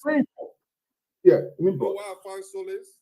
I find solace in one thing, and Stanton talk about everything, and I do agree with Stanton. But there is one thing that I've gathered from speaking with Ambassador Boyka. He's big on leaving a legacy.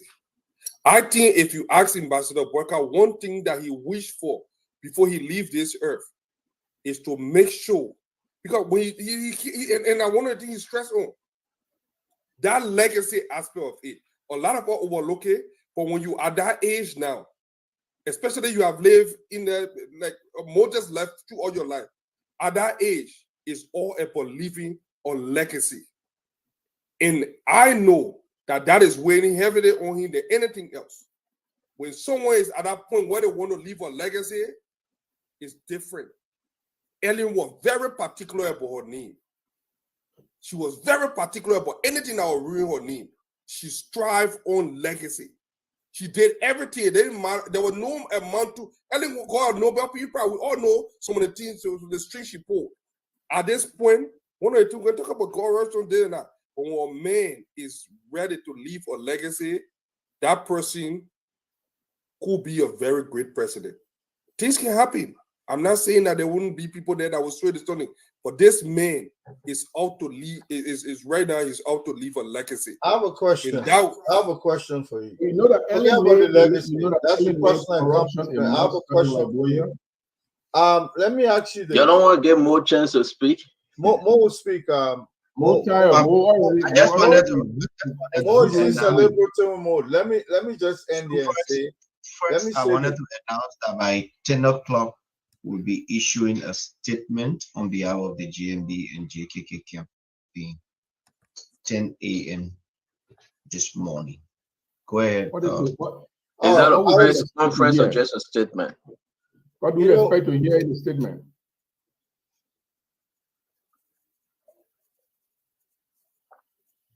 This statement is basically going to be acknowledging the Liberian people and all of the political parties for their participation, the high turnout, the interest the people took in the election, and the peaceful nature in which they conducted themselves, even though they were, the only thing I heard that was close to violence was people were rushing to get in line and they want to go vote and all those kind of things. We've not heard of any major violence on election day, not before election or during campaign, but on election day, we thought it went peacefully. So we issue a statement in regards to that and, urge Liberians to remain peaceful and wait for the Elections Commission to come up with the official results. All right. Morally, thank you. If Ambassador Barker wins this election, it's going to inherit almost a deficit in terms of finance to run the government. It's going to be almost like Ellen coming to power at that juncture when our economy was around $80 million the budget, because these people have made sure that they've emptied every coffer you can ever think about in the country. They're going to strip it dry. And one of the strongest links would have been a vice president who has a very good footing in globally, that global outreach.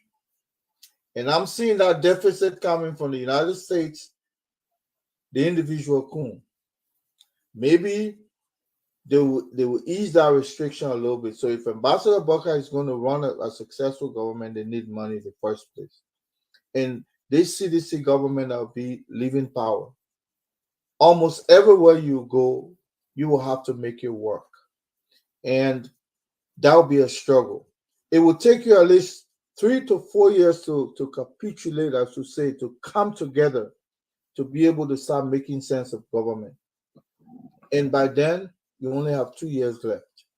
Given the kind of economy that the ambassador will be stepping into, my brother is going to be, it may have all the legacy moment on his head. He want good things to happen, but you know what? You need money to run government.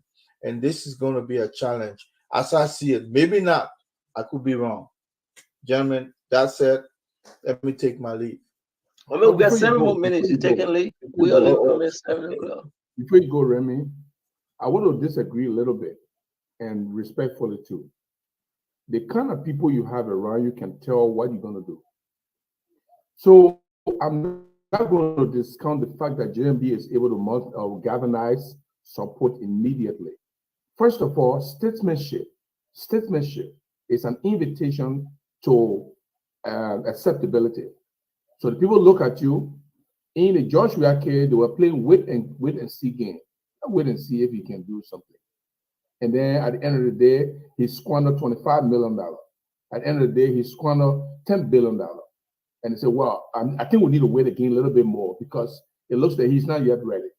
In the case of JMB, I can see people names that I personally know that are able to wield the situation and bring attention to the government. I will bring investors in. I will create an enabling environment. I know people like Larry Toba. If he is foreign minister, for example, he's a very, very. But why are you talking? Why are you crying more than baby? Mo Ali, you're asking a question. He's the campaign spokesman. What's their intention? Now it's no. Let me ask Mo Ali. Yeah. No, let me ask Mo Ali. No, but Mo Ali, let me ask you hypothetically. Now this thing going your way, if it is true that you're going to win this election, what are some of the plans? What are some of the names we are looking at? What are some of the credible people you think you'll be bringing that people will say, wow, the old man announced John Malou. Everybody jump. Everybody going crazy. Now, who else? Mo Ali, don't take that question without trouble. Firstly, why is it a trap? I would have loved to listen to the critical analysis of Gibson. But let me say this. I am one person who believes that, like Remy said, we'll be inheriting, if we won the election, we'll be inheriting a country that is in deep trouble. And I believe that JMB should go for people who will be able to represent and make a government that will be able to kick off from the very beginning. You don't nominate people to government who, when they hear their name, the international community will say, well, let's wait and see. You want people who already have a track record and a foothold, both locally and internationally. That is going to help you. So if you don't do that, and you bring in people who are green, look, we the UP people, let's make all the noise we want to make. But if we truly want JMB to succeed, then let's look at it beyond UP. Let's look at it beyond MDR. Let's look at it beyond the political parties that supported us. Let's look at it to the extent where qualified, competent, and internationally recognized Liberian will be given position to help the government, because it's not only about us, it is about Liberia. And you see the angle with which people are voting. Somebody was just telling me, they say, this is a caveat to whoever will win this election. If JMB and JKK wins, it's a caveat to them. It is not a carte blanche for you to go and do whatever you want to do. They're only telling you, we put you there because this guy has done so much bad. We want a change, and that change should be genuine. Bring people who will help you to build the legacy that you want. When you appoint people based on partisanship, even if they are not qualified, our fate could even be worse than what George Weah is facing now.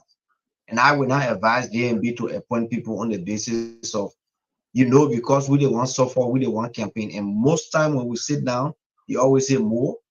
When I win election, I'll go for the competent people because we want to succeed. I want to have a bragging right. I want to say, yeah, even though I didn't work in JMB government, but at least I campaigned for a person who is succeeding. I do not want to come and be, people be mocking me like you're in there. And we're talking at that time there.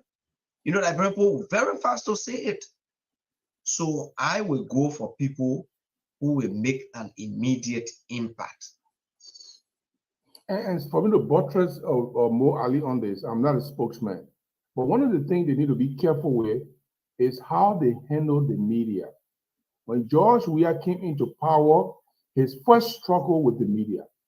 And people get it wrong. They think that when they attack the media, they think that when they damn the media, when they demonize the media, then they are succeeding.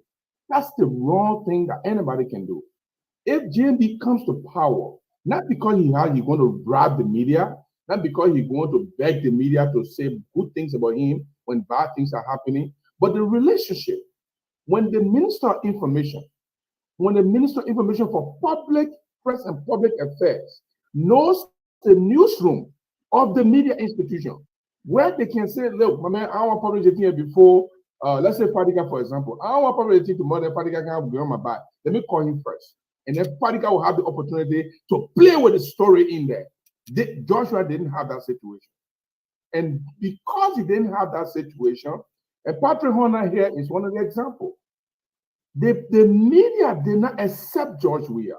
They begin to critique every little things that he was doing from the beginning. And when the media begin, they are the people that present you to the public. They paint you, they dress you and undress you. So Joshua began to get bad publicity, and they didn't know how to deal with it. And the only way to deal with it was to bomb up the media, and you can't win against the media. Look, I will come on the show some time ago, and sometimes somebody said they were mad because of something that was said about Gongo.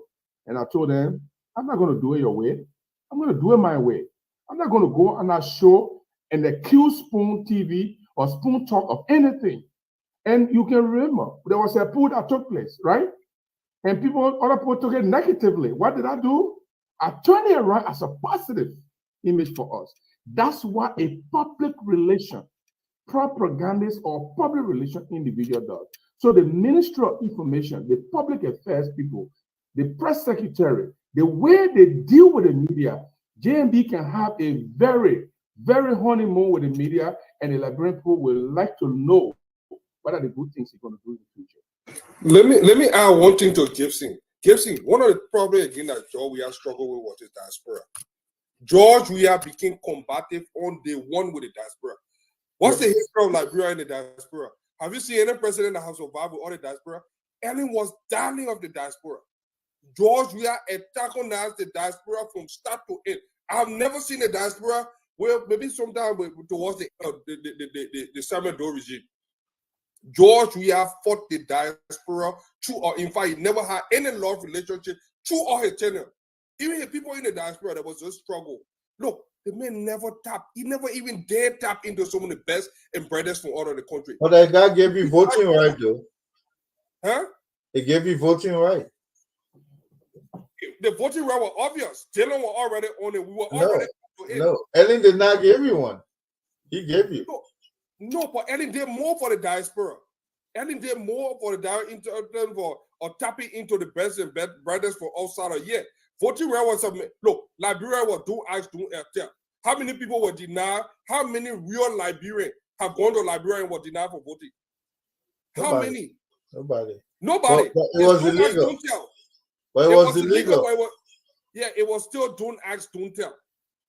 And people still had a way around it. So it was not any kind of thing that he gave us something that it was bound to happen, and it just happened at the right time. It was another Hail Mary pass, and we could give him things for it, but it was obvious when nobody was being stopped.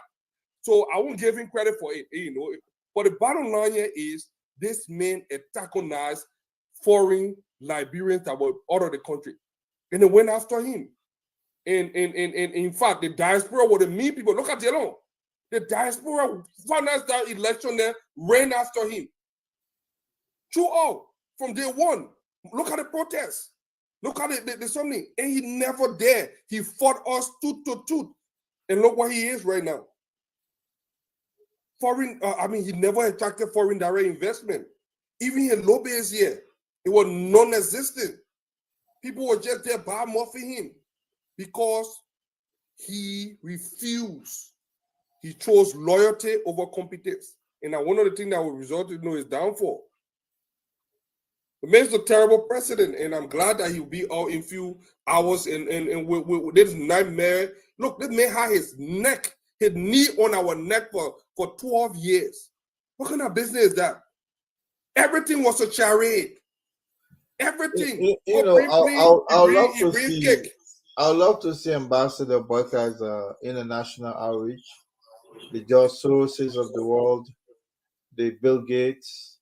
Look, we need substantial import of goodwill. It'll almost be like Madam Salif taking over post-war Charles Taylor. The economy is going to be that bad. I'm telling you. You just don't know what the ambassador is going to inherit. Lots of things have gone wrong over the last 6 years. Imagine. You won't know until you get there. The damage. So with the right team, I think we can pull it off. Well, it's not about the right team alone. It's about his own individual contact. You see, when Madame Salif got there, she had her own international contact. And I think the old man should act on that act fastly so that we can have money coming in. Oh, Ever great. Thank you very much. Gibson, Jared, Don Fadika, Alex, Patrick, Honda, Mo, Annie, Fagon, everybody. Would you want to say thanks, man? It been a long day, but it's 3 o'clock, 7 a.m. in Liberia, 3 a.m. Yeah, let's take a rest. We'll be back again tomorrow. Today, 4 p.m. our time, 8 p.m. Liberia time. 10 a.m. Liberia time, we are receiving information that NEC will be tallying the vote at the SKD, the Semiconductor Sport Complex. Believing that all political party, most of the political party, have the result in the war room, the provisional preliminary result. Am I right, Mo Ali? Because see, most of your people that have that result. Can you help us understand? That's how it work, right? You are muted, Mo. You got some kind of result in your war room, right? Yes, definitely. So by this time, it's either like the nearby counties, Magiwi, Bong, Kipmount, Pomi, Bapulu, they'll be bringing the physical tally sheet. Mm-hmm. And those that are far off, it will take a little bit of time. So what they normally do is what we were doing. You take a picture and send it, and then they plunge in the results. So in 48 hours, you should actually get hold of all of your results. Okay. And as for NEC, what's going to happen, they will bring the results that they've tallied at the district, at the county level to SKD, and they will plunge it in there to get the whole result. And when they are doing the result at the county level, the political parties will have representation there. And at SKD, also the parties will have representation there, just to ensure that the results that originated from the polling center are the results they are computing at SKD or the county level. Now we so know at exactly. every point, you must have your representation there. Yep. So I'm looking at this now because we're about to leave. I have all the documents, and, I have everything. And thank God that the website was beautiful, National Election Commission website, which of course have all the various precinct, their numbers and everything. That's what I've been working with. I printed the entire 15 counties. But I'm saying to you, Mo, you'll have your result. We have in the spoon, and chat room, we have all of our correspondent, or they have reported like maybe 80% from the entire Liberia. And again, I know where this thing stands. I know where Joseph Imabwaka stands at, George Manawe, and the rest of the Kennedys. So I don't think to put fear aside, Mo, you're not too concerned that NEC going to do anything stupid, though. No, I am not afraid. I am not afraid at all. I am not sure NEC can easily change the will of the people. It's like saying, put the results aside and just announce different numbers from somewhere. That's why we kept insisting we must have our poll watchers. And you saw from the reporters where poll watchers are important. That a presiding officer goes outside 15 minutes talking on the phone. Mm-hmm. She got through the post, said, no, you're not coming back inside here. We don't know who you're coming from talking to, or who you spoke with, or what they told you. So remain outside, please. And there were several instances. There was one instance, a guy went with the CDC t-shirt, and they called the police on him, the poll watchers. There are other instances where they said they will not count the result, the ballot people, because they are hungry, the neck people. And the poll watchers said, well, we all will remain here until they, if you don't count the result, we're not going anywhere. When your poll watchers are vigilant, what they're doing at NEC headquarters, they're just announcing result. Mame said, when they change result, what that one are recklessness. So, I mean, at the end of the day, I want to say thank you very much, Mo. We'll be back again. If for any reason we have to go live, we'll be going live on Spoon Talk to make the case and to talk to our people that voted yesterday. We're also going to really break this thing down as to why, with the preliminary result, folks are rejecting President George Manawea. Is it because of the better? Is it because of the school? Is it because of energy? Is it because of healthcare? We'll make the case tomorrow. And again, thank you very much, Mo Ali. Thank you, Patrick, on that. Yes. Yeah, I mean, before we close, again, just to say a big thank you to you and the entire Spoon family, but most especially to the Liberian people who stood up on the lines, who stood up on the lines, who made their voices count. We are grateful to them. I'm deeply grateful to them. And I can say to you from my own little experience in electioneering processes in Liberia, if there's any election result that is going to be changed, it's changed at the polling places. And that would be as a result of conniving with your Thank you very much, Alex. And as such that did not happen, the result cannot change. I hope we'll be able to see you again, my brother. We want to appreciate your time joining us. Mr. Gibson, thank you very much, sir. And again, have my sympathy. I wish Taiwan Gonglo well 2029. Don Fadiga, thanks a lot. Don, listen, Fadiga, I can't wait for the garden to come on Wednesday or Friday for me to. I can't wait for that Richardson to come. I mean, Prince, I feel sorry for my man Prince. I think it's a very emotional individual. I think the number. You remember when I said if that guy get Erie or Tausi, I would not come out here again. My man, I ain't seen the thing refer her. I mean, the guy kept inserting himself in schools and churches. No, the total vote, from what we counted, the total vote, how you call him, that Omoluba received was 13 in the whole 15 countries. I'm serious. Look, in the whole 15 countries, that Omoluba received, that Omoluba received 7 votes from Lofa. That Omoluba received. Let me say it now, bye. You want me to help you? Oh, okay, that was for the ball. The man received 13 votes. 13 votes in the whole country. Presidential election. 13 votes. Central, what we are not paying attention to the quality of deception. The quality of deception. When people were talking, inflicting normal. I think I can cry for Gongo, but I think I can extend my cry for Dr. Moluba. But man, someone in Nima Gongo gets 66, but Dr. Moluba get 7 votes in the whole Lofa County. He got 2. He got 2 in Buffalo. That the Moluba get 3 in Mosurado. So that's 12. The man get the last one came from Grand Juda. 1 came from Grand Juda. 13. Yeah, because that father was a friend of the group. Was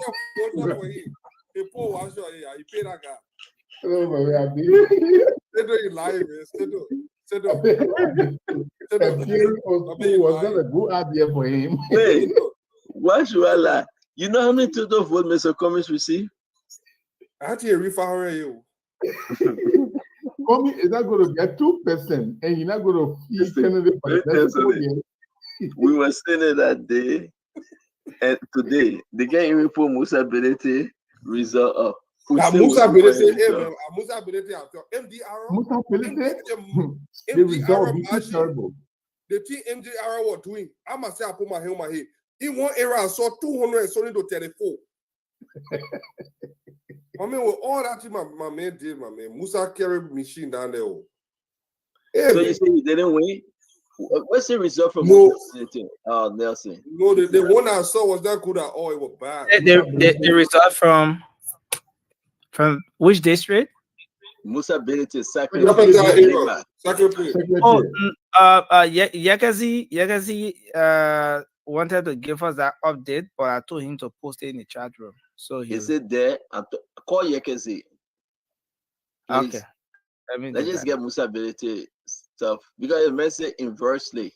You remember Musa Belete came and say inversely? So I don't know.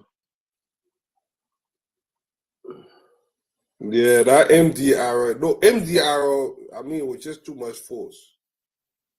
Hey, Musa, man. So I'm not trying to pick first, right? So now have they realized was Charlene Bronsky an asset? Stay no, I'm from Grand Basso. I Well, told you guys there is no way. She was more than Musability. Look, I said it ever since. The companies have been taking some dangerous decisions. Very, very risky decision. So I have said it from day one. Not even risk it, careless. Yeah, I don't understand in any shape or form that you think a Liberty Party with a Musability was a Liberty Party. That's nothing like that. Okay, so I don't see the possibility. So Charlene Charlene would have been a blessing or more blessing, but the law factor, the Nyombli factor in Grand Bassa County, it overshadowed Charlene factor. I told Charlie to go as representative. Men your political pieces with nobody and go. Look, I grew up in Grand Bassa County. There's not to say why you can't. Abba Kanga. Do you know what I mean? Our father Kanga. That man owned Grand Bassa County. The Kangas are half of that. No. So for Bronsky to go and why would commies even choose Charlie?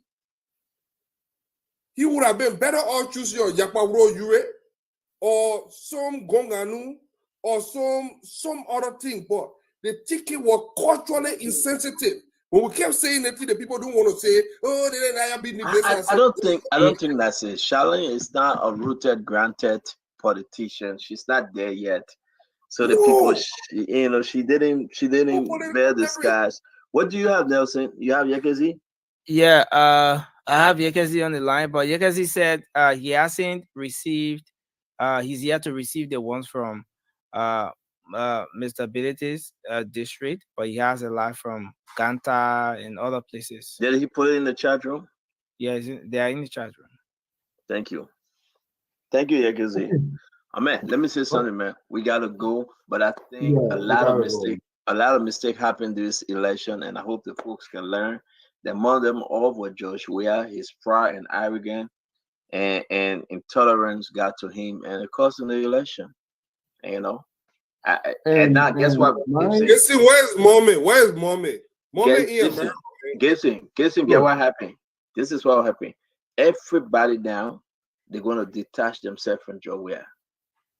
All the guys are about to run, and they will leave Joe hanging. You have a good night. Yeah, good night, guys. Thank you very much. So it's morning hours at our end here. So want to say thanks a lot to you out there for following a special broadcast here on the elections. Of course, we've been here since yesterday morning. Of course, bring you all of the updates from the different precincts, the polling centers, and of course, making sure that we bring you up to speed with what has been happening from across the country with respect to election activities.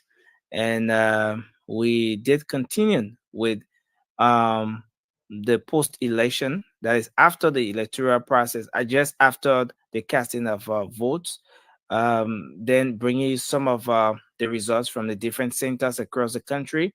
We will definitely continue that, but at the moment, we will take a break. We want to say thanks a lot to all of you out there for following up on all of what we do here at Spoon. Thanks to our valued the viewers, those of you who always call in, making your inputs, those of you who just watch your television from across the world, those of you who just listen to your radio. We want to say thanks to all of you. And the broadcast has been a joint one. The Spoon Network, as you know, Spoon TV, Fabric TV, Super TV, Spoon FM, Fabric FM, and Super FM. That's the Spoon Network. And in partnership or collaboration with Punch FM and TV and other local radio stations have been bringing this broadcast to you. We want to say thanks to all of the affiliate radio stations, the Premier FM there in Bon County, for carrying this broadcast as well. We have also been live on Trust FM in Bomi County. We want to say thanks to all of you who have been following us from those different counties as well. So we'll take a break to be back. Thanks to the CEO and his team.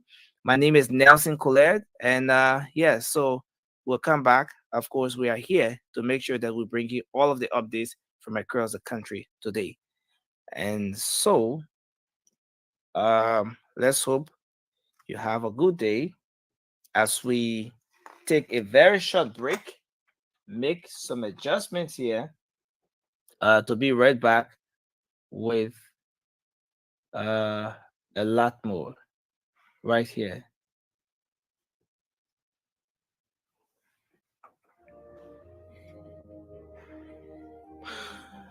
So have a good day, folks. Bye-bye.